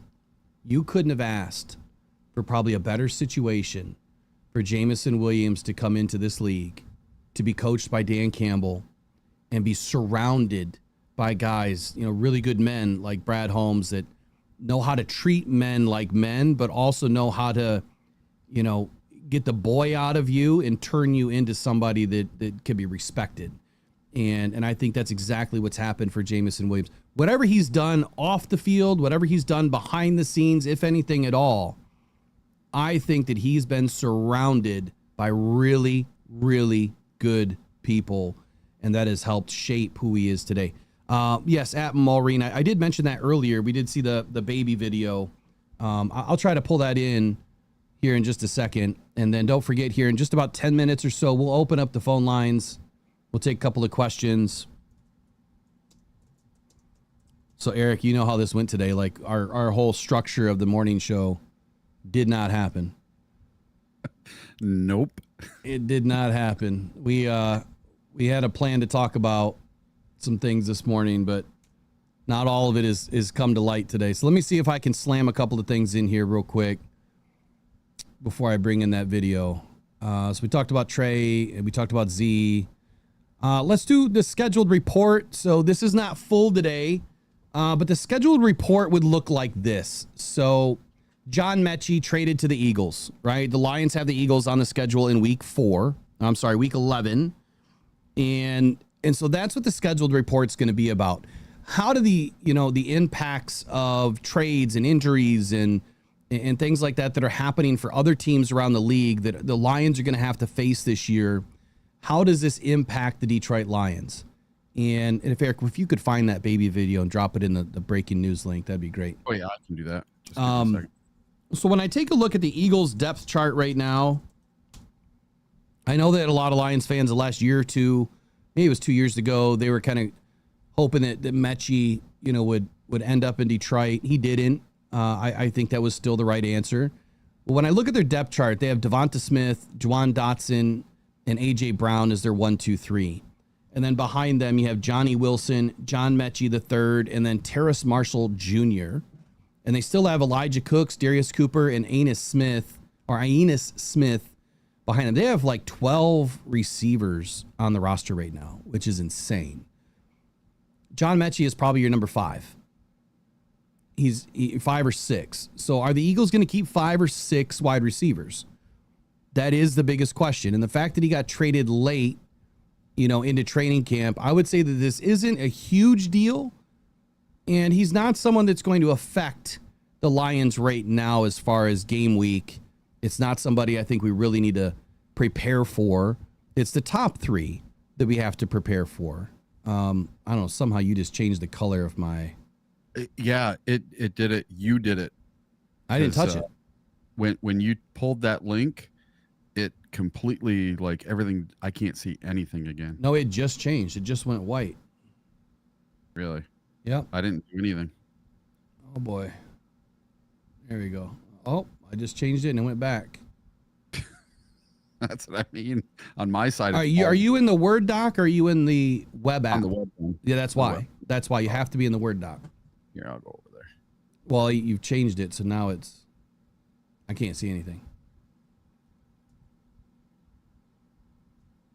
This is I just changed all the color to black, so hopefully the letters are all black now. You should be able to see it. We're just gonna have to stick with white, I think, dude. I think we're kind of screwed with that.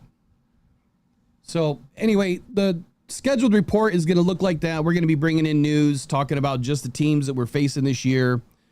So for instance, the Cleveland Browns, we talked about Trey Hendrickson this morning. If they end up getting Trey Hendrickson and then they also have Myles Garrett, yeah, that's a problem.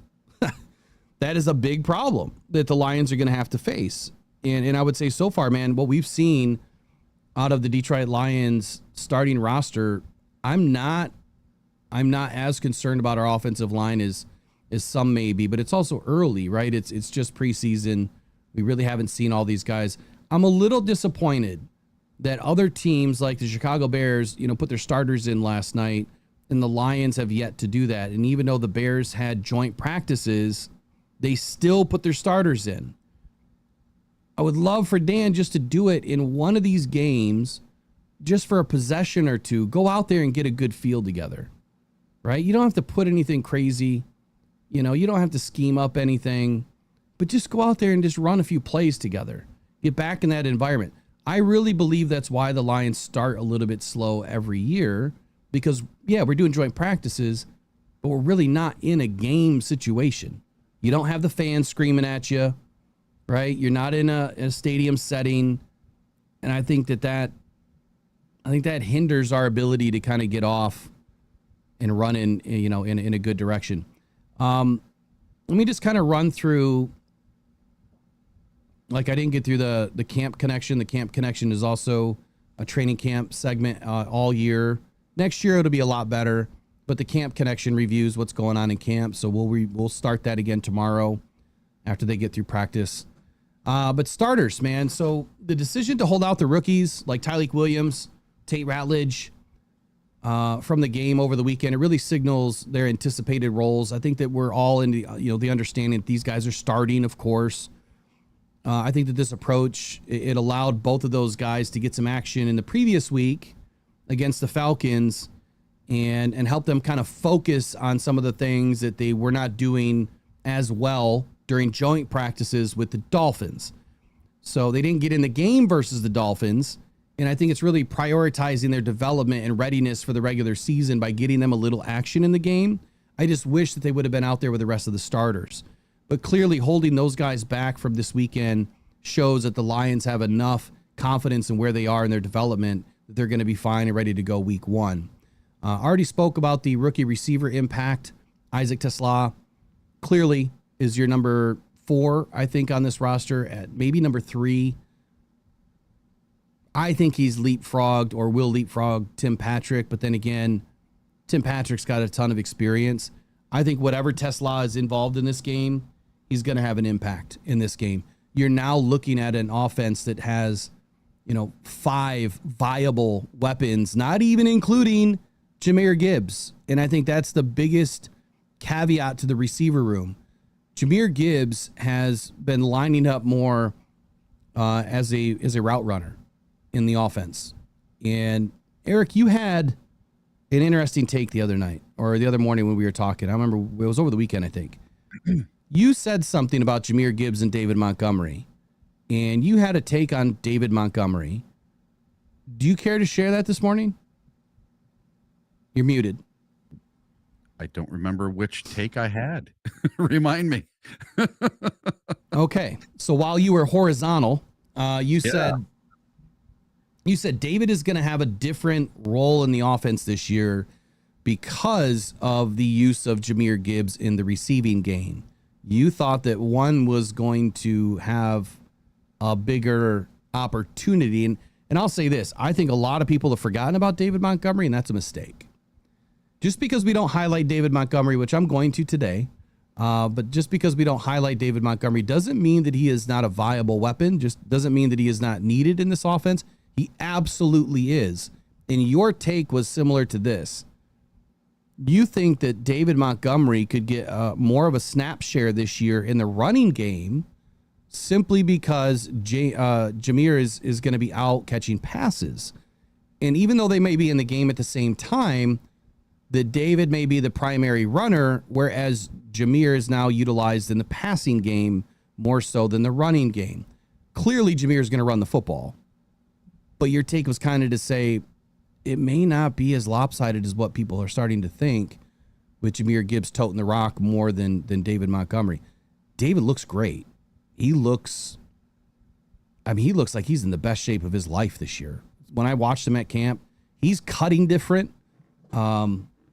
His attitude is different. He's locked in this year. He is so locked in.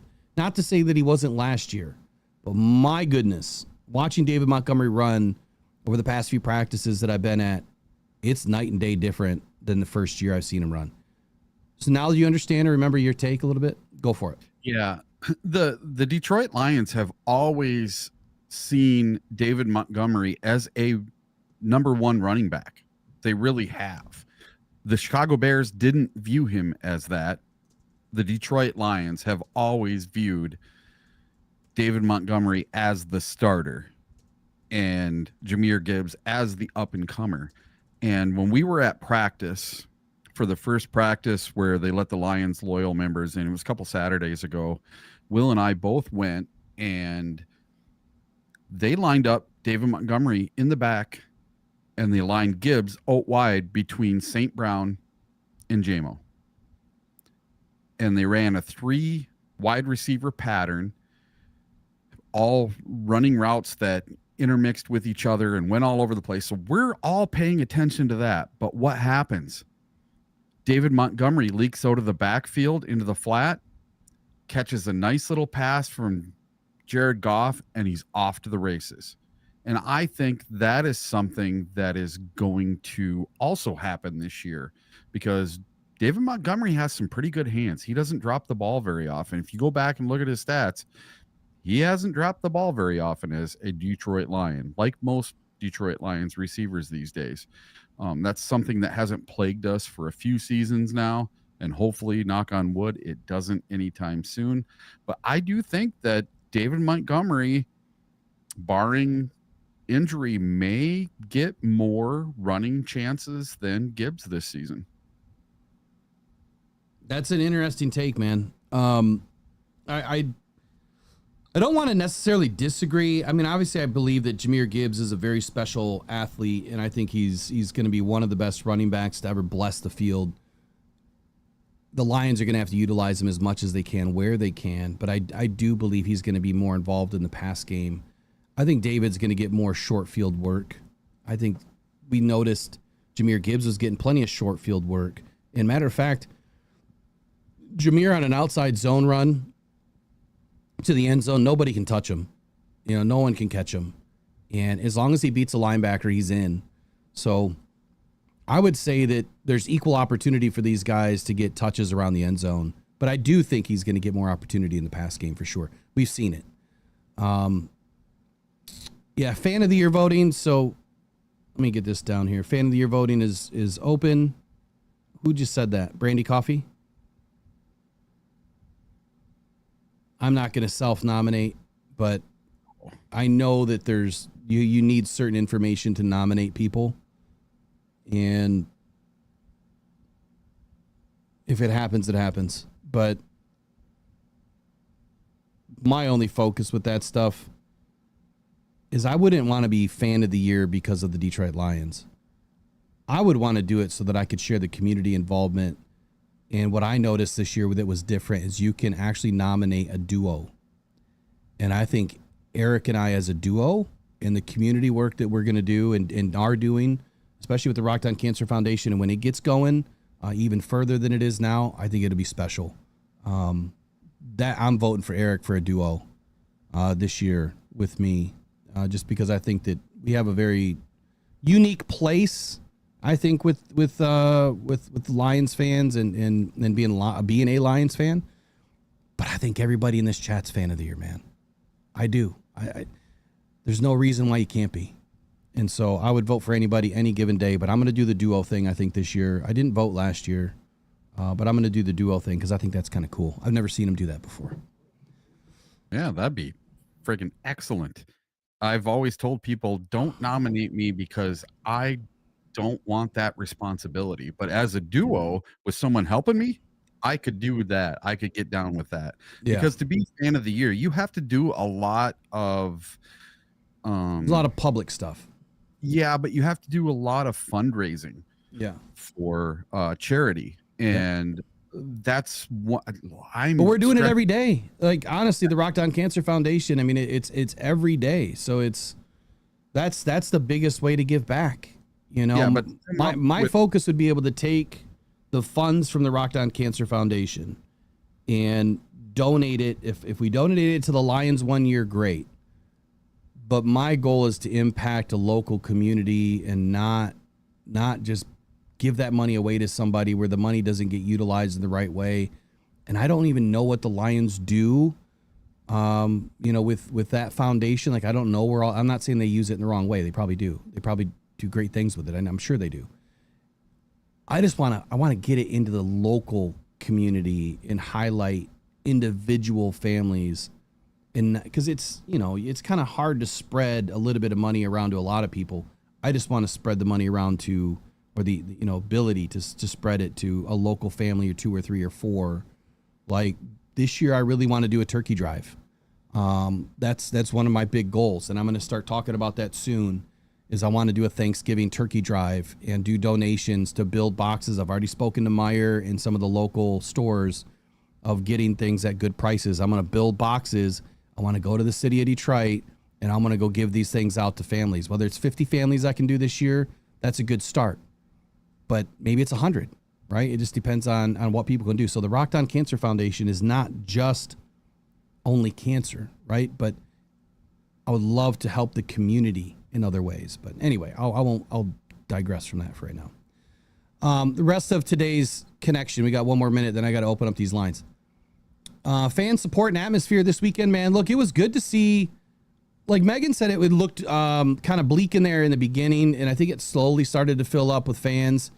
47,000 was reported in fan attendance, which is about 2/3 of the stadium. That's pretty good for a team that finally reached its height of fans' excitement. Like, we filled up the stadium in some of the first preseason games a couple years ago, and now it's like, okay, we know what we're getting. We don't necessarily have to all go. But for 2/3 of the stadium to get filled up, that's pretty incredible. Obviously, the Lions coaches, the players, they've highlighted this stuff. They've talked about the passionate fan base. It's really created a special atmosphere for them. Not so much us, but for them, that we're showing up to support them, which is huge. One of the biggest issues from the weekend is penalties, man. So I don't want to not talk about that, but man, we've got a ton of penalties going on. And to have 13 penalties for, what was it, 86 or 96 yards, whatever it was, over the weekend, it's 13 for 86, major concern. Obviously, that's not Dan Campbell football. And he identified the penalties as a very critical factor in the loss and stressed the need for immediate improvement. I'm hoping that the first teams don't have this problem, right? Hopefully the starters don't have this problem. We've been pretty clean. For the most part. I think we've had our fair share of PIs and holding calls and things that wouldn't have been normally called. But it is what it is. David Napier, I'll put it all out when we get there, buddy. I promise you, you'll know. As a matter of fact, it'll end up being a link on the Buy Me a Coffee. What he asked is, where can he donate for the Thanksgiving boxes? It'll be in the Buy Me a Coffee section. There's going to be a little turkey in a box and that. And that's where you can donate. It's going to be per family.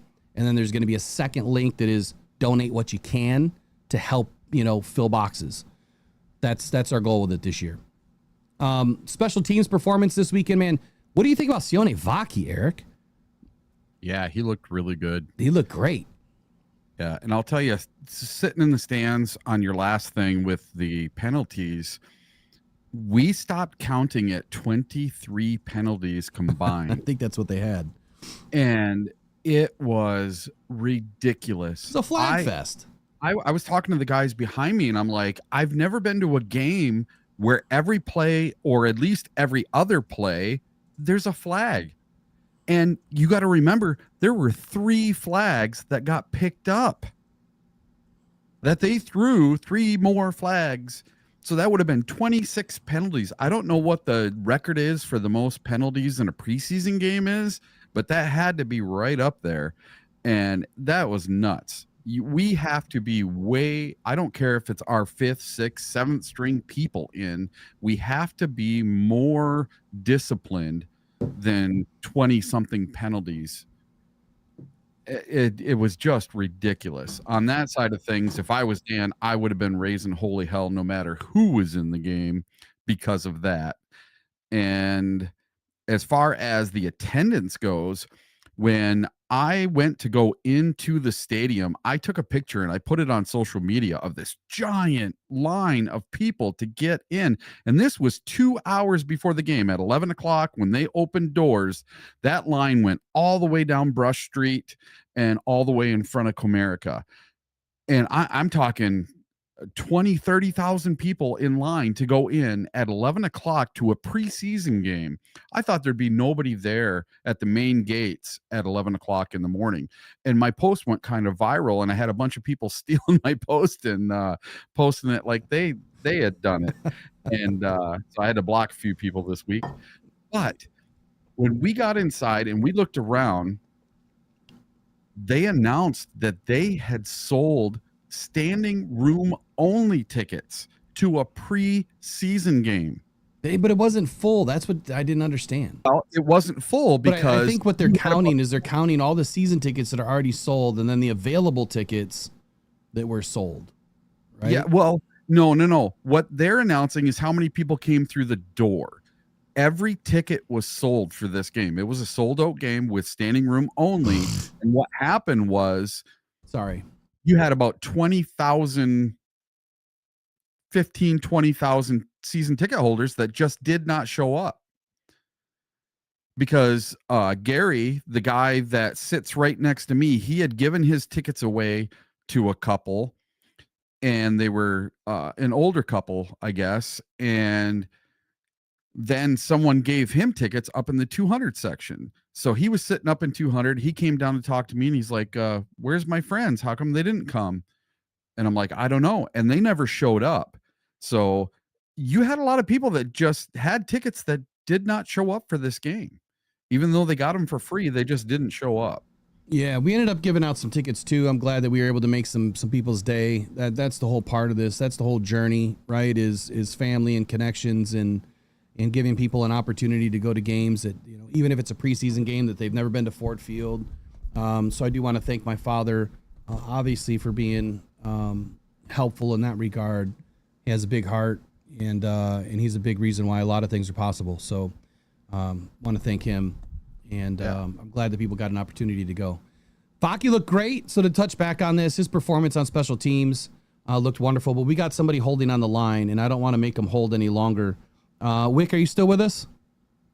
Yes, sir. All right, buddy. Sorry about the wait. Eric, can you hear Wick? Yes, I can. And Wick, can you hear Eric? No, sir. Okay, I'll get that fixed. It's something that I think I figured out last night, but if Eric asks you a question, I'll just have to repeat it. So what's on your mind today, man? How you doing today? Happy Monday. Yeah, good morning. So I had a couple things. You know, I had to chat on the David Montgomery situation just from previous conversations. But before that, I would like you to go to X and look up Za'Darius Smith and look at his last post. Yeah, he posted the Meeks touchdown. Yeah, so are we getting is that what you're looking at, the most recent post, or are you looking at the pin yes, post? Sir. And the distance between posts. Okay, so I see one on April. Hold on, I see one on April 15th. Uh-huh. And then I see one on June 25th. Yes, sir. And then I see the pin post, which is August 16th. There's one from yesterday. I don't see that. You don't see them from yesterday? No, I see it. I'm literally looking at his reposts. Yeah, he reposted the Detroit Lions touchdown to Meeks. Yeah, that's what I see. Yeah, that's his last post. Yep. That's the pin post. I'm sorry. Right. So if you look at the timing of that with Hassanin going down and you read between the lines a little bit, the possibility. That's all I'm saying. You're going way too deep into waters, buddy. I'm just saying, I think Za'Darius is coming back no matter what, but regardless of that. So we're going to, we've kind of beat that to death, but the David Montgomery situation, bro, I absolutely love, and you know that, because I think he's getting way overlooked. And I think Jahmyr Gibbs being willing to go out is actually showing respect to David Montgomery, the vet, and giving him a number one slot. That's what I think. Now, with him being spread wide, it's going to open up a lot of situations because they're going to be forced to cover two backs no matter what. Yeah. We've had that conversation before. Yep. But I think you definitely see David Montgomery get more touches, and I think he's going to come out mean. So I guess when I say mean, I mean mean. Yeah. So David Montgomery has looked different this year, and what you're saying is defenses are going to have to cover two backs, by putting both of these guys in the game, and when you do have two running backs in, that's 2 out of the 5 offensive players that can touch the football. So that means if you have 2 backs in, you can have a tight end and 2 receivers or 3 receivers, or you get the idea. You can still have, 3 more pass catchers. But Jahmyr Gibbs is a pass catcher. Immediately when you insert him into the offense, he's a dual threat. He's either pass or run. The funny thing is, I think people discredit David Montgomery's ability to catch the football. He has been getting a ton of work in practice in some of the short work, some of the short screen work, and the pass, right off the tackle there. And that's where he does a ton of damage. David Montgomery had a few good catches last year where he knifed his way up for 20, 30-yard gains off of a short pass. Yeah. And if you sleep on Montgomery, he's going to hurt you. And that's what I'm loving about this year is I think that Johnny Morton here is trying to dial up some ability to disguise the offense out of 11 or 12 personnel or whatever it is, and to run 21. Yeah, or 21, right? And to, or even 22 at that for that matter, to be able to get both of these guys on the field and allow them to do their work. And the reason why I say it could be 12, right? I mean, he could line up as a receiver right away. And see, that's the biggest question that I've never had answered. And maybe it's stupid of me to think this way, but if you put a guy in, into the game and he lines up as a receiver right away, is it 21 or is it 12? You know what I'm saying? Yeah, that's the conversation we had the other day. And right. That's where it sends you. It's what formation do the DBs react to? Is it 21 or is it 12? And if you start out mean with Dave Montgomery, that's really going to put a hurting on the secondary of any team we play, because now the tape's going to be, oh crap, we got to focus on Montgomery, right? Mm-hmm. What do you do when Gibbs is out there now? Exactly. Well, it's the same question. Like, what are you going to do when Amon-Ra's out there, and J-Mo, and Gibbs, and Montgomery, and Sam Laporta? We've got the best offense on paper. We've got a nightmare situation for any team that's trying to cover this offense. And that's why I've said that I think that our offense is going to lead the way this season. The defense is just going to have to be able to make a couple of key stops and get a couple of turnovers here or there. And we're going to win a ton of football games. So Eric, he's, you can hear what he's saying. Is there any question, comment, statement for him? No, just I'm kind of in agreement. I think that David Montgomery is going to get the bulk of the carries. That does one of two things. It helps alleviate the pressure on Gibbs. It helps alleviate damage to Gibbs. And Gibbs has always been in a dual backfield, a shared backfield, and it's only going to put less tread on, or keep more tread on those tires. That's another. So I don't know if you heard that, but what Eric is saying is, by giving David Montgomery more option, on the offense, with whether it's in the pass game or the run game, but specifically in the run game, it's going to keep Jahmyr Gibbs extremely healthy. Like Eric said, it's a lot less tread. Go ahead. It'll keep both of them. Oh yeah. It'll keep both of them fresh, right? Looks like we just had an update here about Dan Campbell getting some new ads on Applebee's. Oh, really? Those were great. I just saw that flash across the screen. So what else is on your mind, Wick? What else? Do you have anything you want to share over the weekend? Maybe anything you saw this weekend? Watch the Bears. So last night, Eric and I were figuring out this game sheet here, and it was like 8:44, and I'm like, oh my God, I'd missed the opening of the Bears. So I missed it. I didn't get a chance to go rewatch it, so I can't really comment. I've seen what was written, but I have not seen them play. I'll just say that. Yeah, the game was not available. The game was not available for me to watch, but I've seen some things spoken how Ben Johnson brought the Detroit Lions to the Bears. Well, we expect that. I mean, look, I know that they went for it on fourth down. Eric, do you have a hard out today? No. I sent you a text. I'm good today. Okay, so I know that they went for it on fourth down, which we expect. One, it's preseason. He wants to put these guys in a game situation, And that's the one thing that I did respect about Ben Johnson and what I read this weekend or read this morning and last night, is putting them into a fourth down situation in a preseason game. You're trying to get these guys used to it.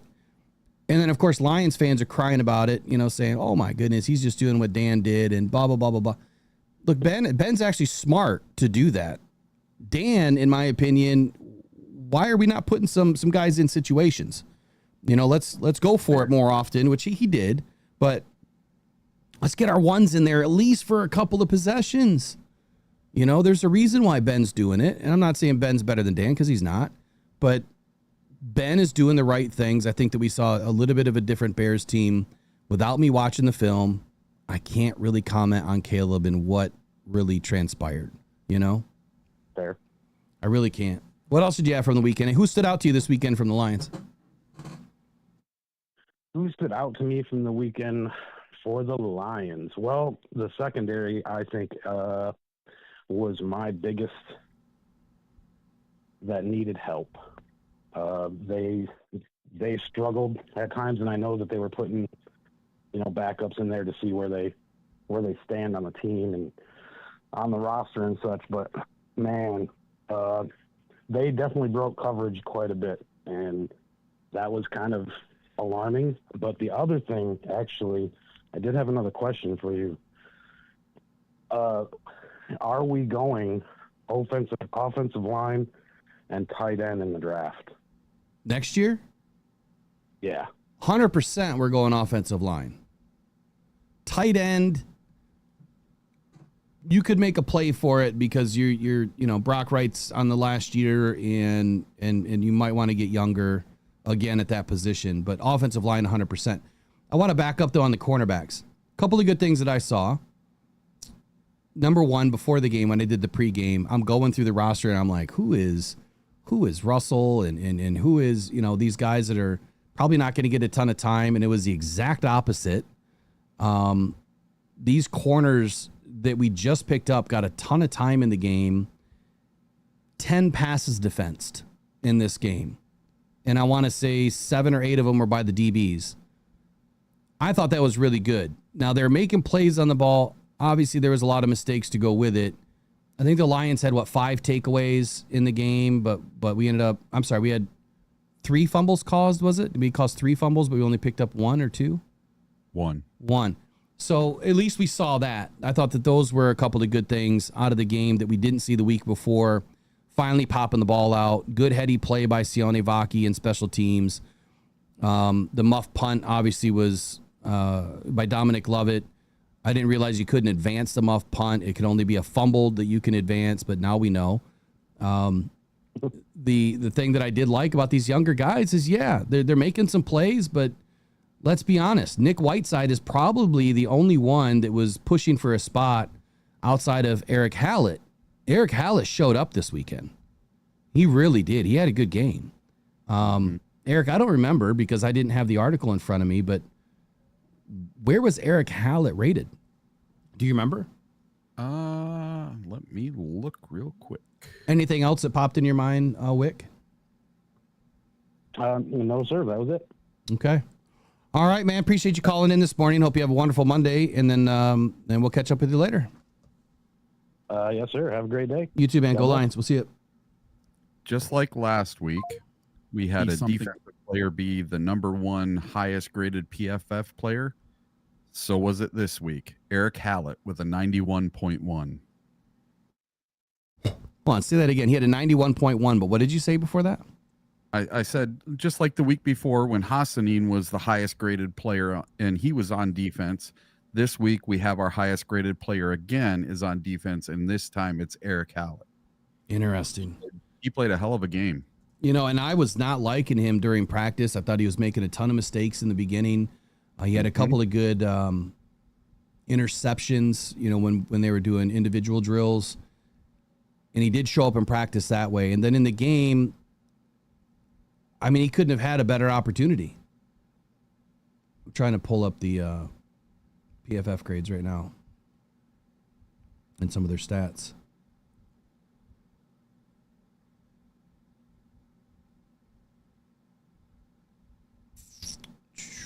Here we go. All right, versus Miami game reports on the defensive side of the football here. Eric Hallett, again, like Eric said, 91.1 for Eric Hallett, 90 in coverage. And so when you look at this and you run it out a little bit, in coverage, he was targeted. It looks like 3 times. I hate how they have this key in here now and you can't see anything. Or maybe I'm just special, but targeted. It looks like he was targeted. Was it twice?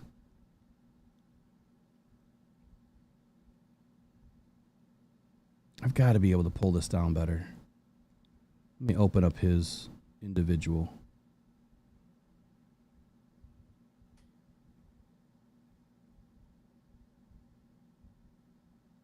I think I'm going to email PFF and ask him why. Doesn't matter how big or how small or how zoomed in or zoomed out my screen is. I can't see anything on the top line unless I make it really small, like 50% zoom. I don't understand that. But in the coverage perspective, no interceptions, no TDs, a long catch of 4 yards, no yak. He had a passer rating against of, looks like 83.3, and that was in the LA game. In the Miami game, it was 39.6 passer rating against, 3 pass breakups, no interceptions, no TDs against, no yak, no yards, no receptions. He was targeted 3 times in the game. And when you look at what he did the week before against Atlanta, stark difference. He was targeted 7 times.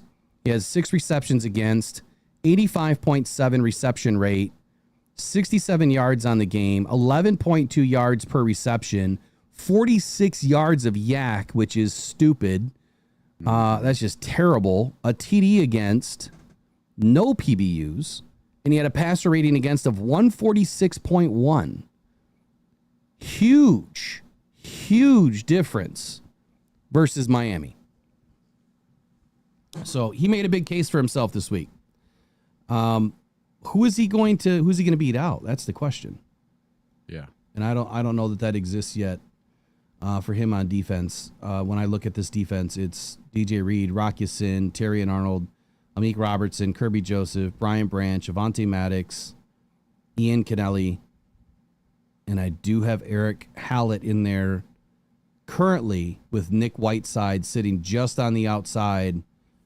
And I don't know how to get this any better. I mean, unless we go light in the offensive line room or defensive line room, I just don't know how they're going to keep 10 or 11 DBs. But tonight, there's a video coming out where I'm going to walk through the 53-man roster, and I'm going to walk back the history of the Lions and the 53-man roster. So you'll see that video coming out today.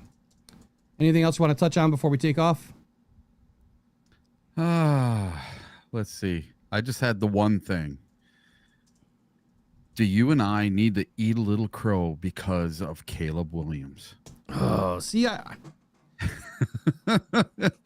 Is he him? Is Caleb Williams the guy? Why? I think, yeah, if his pronoun is him, yeah, so he is a him. Yeah, but not just him. Is he him? You know, he faced a lot of criticism during the offseason, especially from us. And then he comes out and goes 6 of 10 for 130 yards and a touchdown with a passer rating of 130 against the Bills. Now, of course, the Bears are out there with their first team. The Bills are out there with their second team. Is it soon enough? Trace doesn't think it is. Is it soon enough that we might have to start thinking about maybe we might have to eat a little crow that Caleb Williams is the guy and might actually do something with the Bears? That's kind of my question for today. All right, so I didn't watch the game, and I'm going to say one preseason game doesn't mean squat. Nope. I'm going to say it was 1s versus 2s. Yes. So that tells you enough right there. You've got a mixture of. Do they have any ones in at all? Well, because when he threw his touchdown, it was over DeMar Hamlin. Okay. So the guy that basically almost died on the field, Yeah. he's not a starter. He's a fill-in, and he was the guy that got burned for the touchdown. This is weird. I just went to. Oh no, I'm sorry. I got the wrong thing up. I can hear my dog in there whining. Uh-oh. But if you go to social media this morning, I'm talking everywhere on social media is buzzing, and they're calling this a masterpiece, and that Caleb Williams is a masterpiece in preseason, huh? Yes. Well, I mean, come on. Are these Lions fans converted to Chicago? They're the same ones saying that Hendon Hooker should have been starting over Jared Goff. I mean, is this the same level of fan that we're talking about here? Hold on. Is it this fan that is going to fill their bellies this weekend up with some of this, turkey? Well, no, I was going to say something else, but well, you have to remember, Bears fans, they love getting off on winning the preseason. So they tied last week. Preseason Super Bowl. Yes, they tied last week. This week they won by a wide margin. I think 38-6, and they're doing nothing but like this super bragging on every bit of social media. I think it's because that's the only thing they have is the preseason. Okay, so they won 38-0 over the Bills, right? If the Bills didn't start anybody, Caleb was out when? After the first couple of possessions? Yeah, he was in for 2 series. So who had the better game? Tyson Bagent. Yep. Bagent, in my opinion, is the guy that had a great game. Like that's the dude, in my opinion. I think the Bears are in much better hands than Tyson Bagent when he's on the field than they are with Caleb Williams on the field. Tyson Bagent has just been consistent. And I know that you wanted to talk about a subject today about, did Brad Holmes miss on an opportunity? Kind of like what I said a week or so ago about, the whole Shedeur Sanders thing. But tomorrow we're going to talk about quarterbacks a little bit deeper and the quarterback 2, situation in Detroit. But the preseason Super Bowl for the Chicago Bears, I don't care if they win. All right. I understand that the Lions want to win, just like Shepard said, hey, if they're keeping score, we want to win. Yeah, great. But it's all about evaluation, man. And what I would say is they scored a touchdown. Great. Tyson Bagent put up the balance of the 31 points while he was in. I don't know did they have a third quarterback in that game? Yeah. So that's where I would go with it. I would say that Tyson Bagent proved that he's the guy that you should pay attention to. Now, Caleb Williams did have about an 89 PFF grade, 86.6 in the pass game. He was 6 of 10, 107 yards, 1 TD. The biggest stat line of the day was 0 sacks. Mm-hmm. He did have. What is that? What does that say?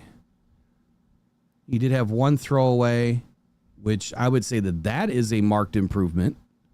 Yep. That he did last year. Yeah, he had a good throwaway, whereas he would hold the ball and then take a sack. Drops, there was 4 drops on the day. So if he was 6 of 10 with 4 drops, then he was having a really good game.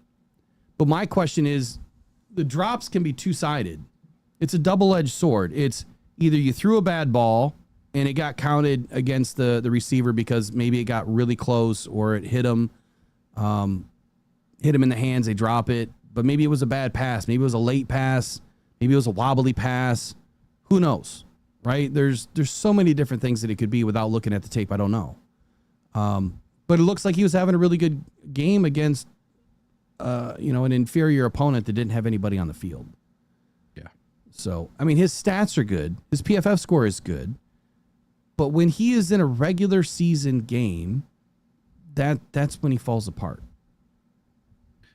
That week 1 game Vikings and Bears on Monday night is going to be a great game.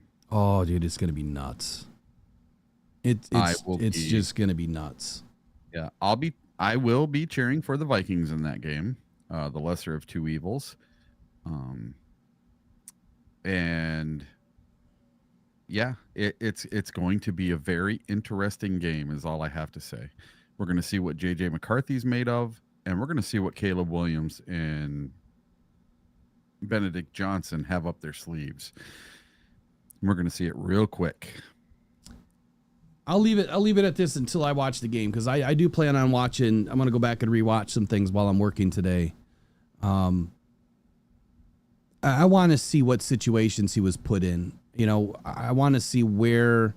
Unfortunately, I don't have all of the stats right now. Like there's some stat companies that I go through that are not producing much during the preseason. NFL Pro being one of them, which I really can't stand the fact that I can't go in and just watch this, very specific set of details that I want to look at. I hate that. I don't know why they're not doing the preseason. I don't know if they did it last year. I don't remember, but that really helps me out. So in season, that's what we dive into a lot, is watching the film. And which reminds me, after week 1, I'll have to show you how to do all that stuff, because it's changed again this year. You can go back and watch last year's stuff. I just want to see what situations he was put in. Was he throwing the ball downfield? Was he, a lot of short stuff? Are we talking screens?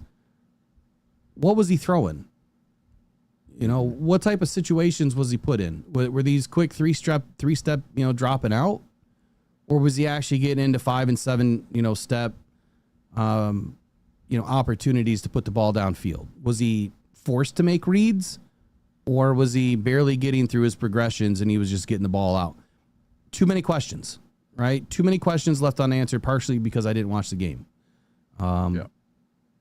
But for right now, it's the numbers on the paper. This is why you can't take PFF 100% as the gospel of what happened, because you have to watch the film. Have to. What else did you have? Well, if you go off of what social media is saying, MVP loading for Caleb. Jesus. Get real. You know what? Okay, it's the same thing like all the Dolphins fans. That look, we kicked their butt last week in joint practices. I mean, up and down the field, smoked them. Even the practice I was at was like, wow. Like, are they even fielding a team? And then they go in and they beat us in a tight game that we didn't have anybody in. We had guys that we just signed like that day, or 2 days ago, 2 days prior to the game. They were playing a lot of snaps. So I don't give any credit to what the Dolphins did. I just feel like you have to take this stuff with a grain of salt, man. Yes. Next up for my list, I have the Packers, and there was carnage in Indianapolis on Saturday. The Packers suffered some serious injuries in their preseason win. First up, Omar Brown, their safety. He suffered an injured lung and remains hospitalized in Indianapolis. Though he is showing improvement in a remarkable display of toughness, he played for 12 minutes after sustaining the injury. The serious injury likely ends his strong push for the 53-man roster, despite leading the team in interceptions during camp. And then Marshawn Lloyd, their number 2 running back, injured his hamstring and is expected to miss some time. This is another setback for the talented but often injured back, potentially opening the door for other running backs on the roster to earn a spot. And by all accounts, I read that he will not be ready for week 1 versus the Lions. Who was this? That is Marshawn Lloyd, the running back. Marshawn Lloyd has looked really good this season. Yes, and that's their number 2. And then Baron Sorrell, their defensive end, sustained a knee injury, and it is also expected to miss significant time. And then I have a little update on quarterback Jordan Love. The team is hopeful he will return to practice this week after having surgery on his left non-throwing thumb. Coaches plan to use 7-on-7 drills to get him reps while protecting him from contact. Give me 30 seconds. All right.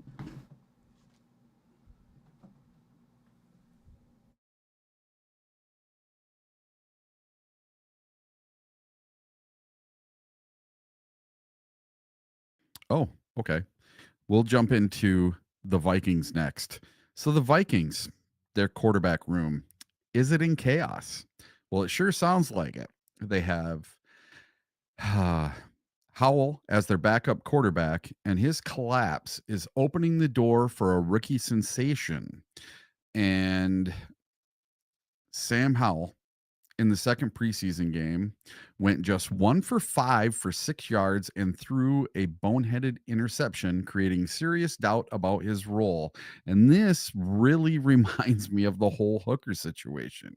And then undrafted rookie Max Brosmer emerged as a legitimate contender, being described as the most efficient and effective of the backup quarterbacks. So just like Detroit, it sounds like the backup quarterback position is going exactly the same way for the Minnesota Vikings as it is for the Detroit Lions. Has anybody been able to tune into like the Vikings preseason games at all? Because I did not watch any of it, so I didn't get to see it in person, but it sure sounds like they traded a 5th-round pick for Sam Howell. And it's just not working out, where like the Lions, they invested a 3rd-round pick in Hendon Hooker. Yeah. And it's just not working out. So when are these teams going to cut bait with these backup quarterbacks that just aren't working out? And I think that I don't think Minnesota they don't have a choice right now. I think that a lot of teams are in that situation. They don't have the ability to just cut bait, right? Obviously the Lions are going to have to do something. Kyle Allen's the number 2. That's not going to change. That's not. I would say even if Hendon Hooker has a great game this next week, it's still not going to change. I don't think you can trust him right now. And I know we're going to talk more about quarterbacks tomorrow. I will say this about the whole Detroit Lions situation. We'll recap it tomorrow.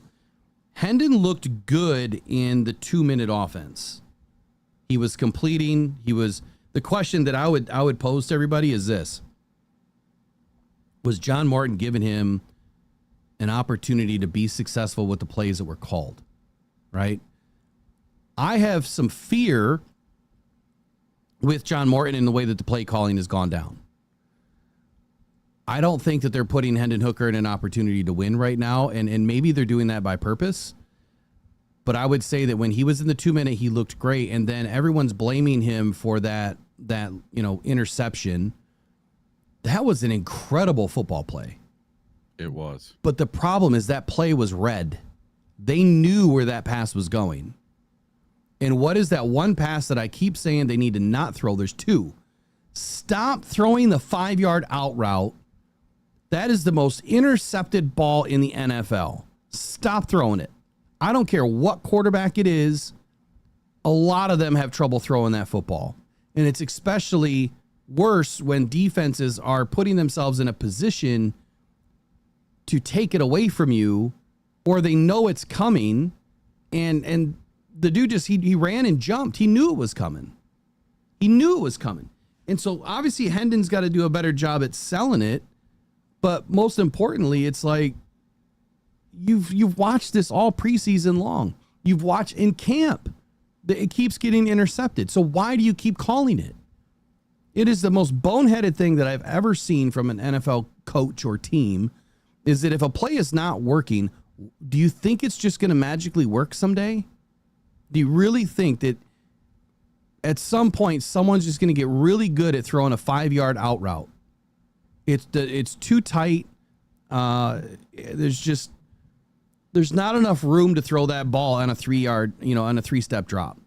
You've got to roll out a little bit. You've got a quarterback with some wheels. and you didn't let him roll out. Let him roll out and throw that ball on the run so that you can get around the linebacker, right, and have a better angle. Instead of throwing that ball on a 25, degree, you want to throw that ball more on a, 30, 35 degree. That few degrees matters. And that's the big bone that I have to pick with John Morton. You called that play. I think it was a stupid play. You should have went over the middle. I understand that you were out of time, out of timeouts at that point, but you had enough time to go in and at least spike it one more time. Maybe you should have just went towards the end zone. But again, put these guys in a position to win. It still doesn't negate the fact that Hendon Hooker looked terrible before that. But he looked comfortable in the play calling in the 2-minute. And you know what's weird is we've seen that from just about every quarterback in Detroit throughout their time in Detroit. Matthew Stafford was one of the kings at 2 and 4 minute offense. You put him in a tempo situation, that's where he works his best magic. Same thing for Hendon Hooker. You put him in an up-tempo situation, he seems to play a lot better. You put him in this, slower reads, I don't think he gets it. At least not yet. So get rid of that damn 5-yard out route. But then again, it's, we talk about when are they going to move on from these guys. Look, it's too late in the game. So I think at 53-man cuts, yep, Brad's going to be looking. He's absolutely going to be looking. But has Hendon done enough to even stick around on a practice squad? Yes. They'll keep him around on a practice squad. The Lions, could protect him. They could, and they probably will. But I think it's too late in the game to say that Kyle Allen is not going to be your number 2 at the start of the season, at least for right now. Here's Dan Campbell, Applebee's commercial. Oh, nice. About the new Ultimate Trio. Choose 3 apps and 3 sauces. Over 80,000 combinations for only $14.99. Now that's a heck of an option play. Applebee's new Ultimate Trio. The smart way to buy business insurance takes 5 minutes. Go to. Did you get it? Did you understand it? I got to watch it. Hold on. I'm like 20 seconds behind.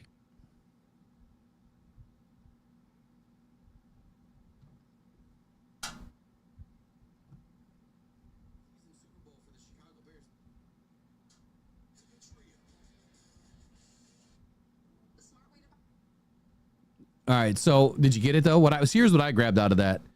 That's like a playbook, right? You got 80,000 different combinations of whatever he was trying to say. Are you still watching it?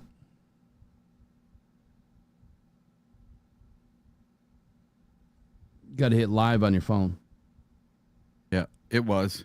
Yeah. So that's the thing I think that they were trying to do there is to show all the different combinations, like it's a playbook. I thought it was hilarious. I thought it was good. You know who I saw in a movie this weekend? And he got killed off, of course, right away, was Marshawn Lynch. What movie is that? It was either a show or a movie, and now I can't remember which one it was. It wasn't that War of the Worlds movie, was it? No, it wasn't that.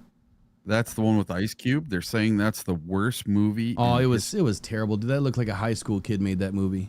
I watched it. We watched it too.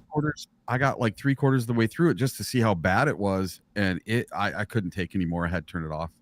Yeah. So David Napier, we have 4 preseason games this year because we had the Hall of Fame game. So the Hall of Fame game is that extra preseason, if you will.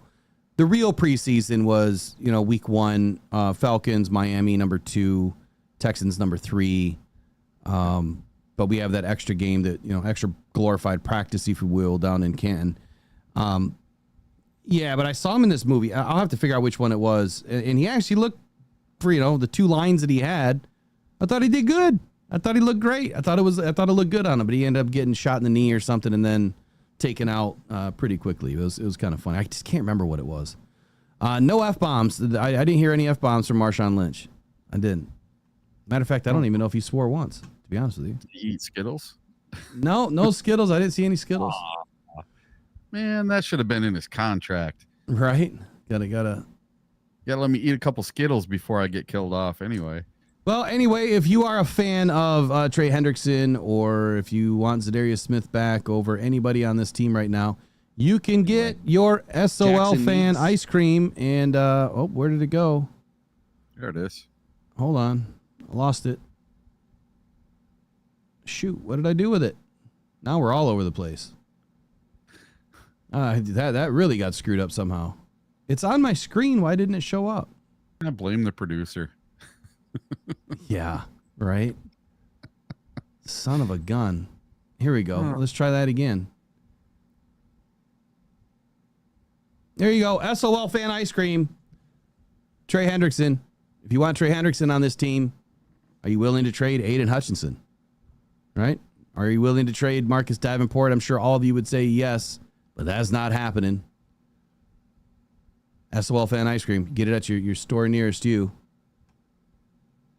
Just kidding. You can't buy it. At least not yet. Maybe next year. Maybe next year. The Edge Russian ice cream. There you go. Did they see that one? I put that one was a funny one. Yeah. Well, they had the subliminal messaging in it, you know. God dang it. Why do I keep going to that screen? Hold on, Eric. You're not in this one. Hold on, buddy. Hold on. One sec. We're at the end of the day, so it's like it is what it is. Where's Eric's camera? Why are you not in here? Eric, you in here now? I don't know. Yeah, I think you are. Yeah, this one, the Edge Russian. Yeah. Well, I should have put in there with nuts. with nuts. Yeah. With extra crunchy nuts. Yeah. Yeah. Little caramel stripe, you know, something. I don't know. Extra nuts in the SOL fan ice cream. Extra nuts. Yeah. That'll be tomorrow's rendition. Absolutely nuts. Oh, that's even better. I love it. Absolutely nuts ice cream. So I asked Copilot. Let's see if I can go back and find my history here. Today, I asked it to do something for me today. Let's see if I can go back and find it.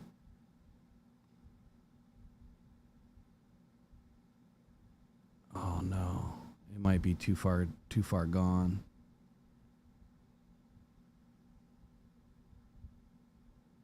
Oh, maybe I did it on my other computer. Here, I'll just ask it again. So give me the best name, ice cream name, using Za'Darius Smith and Trey Hendrickson for... There we go. Let's see what it comes up with. The best names. And we have... Oh, the double edge blitz. The double edge blitz. And it has Blue Moon ice cream with Honolulu Blue Swagger.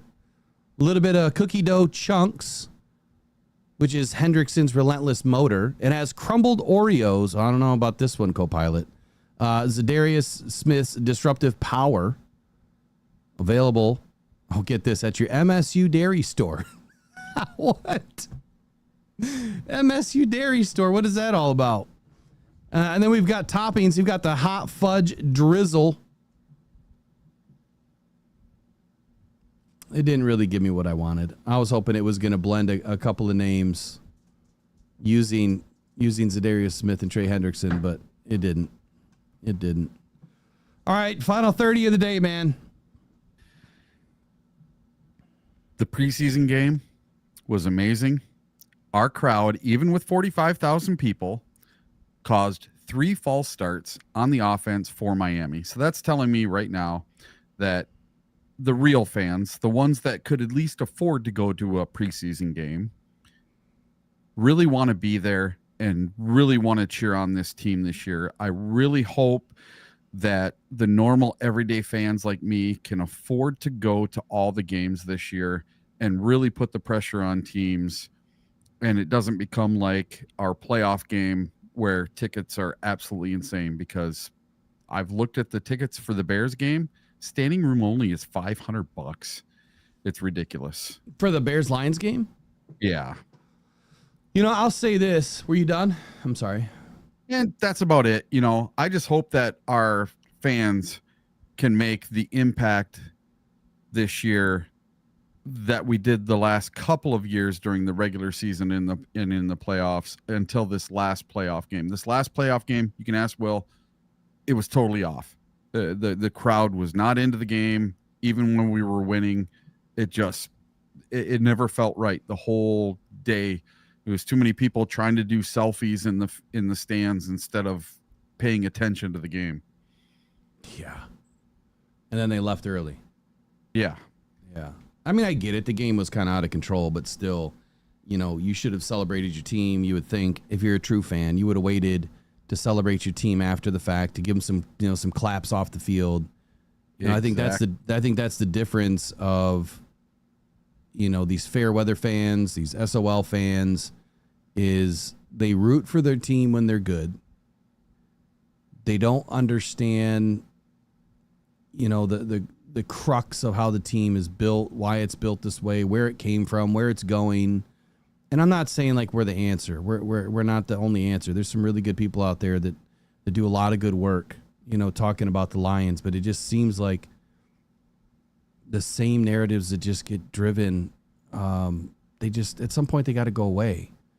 And the fans that stay, that stick around, those are the fans that care, right? Those are the fans that are invested.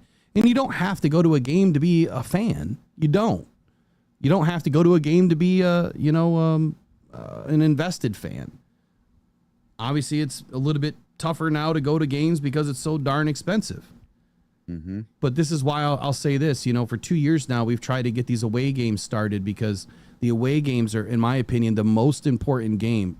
Ford Field is sold out probably for the next decade, right? Just because of what this team has done the last couple of years, we don't have to worry about fans showing up at Ford Field. It would take some monster colossal collapse for that to happen. The away games are the most important thing.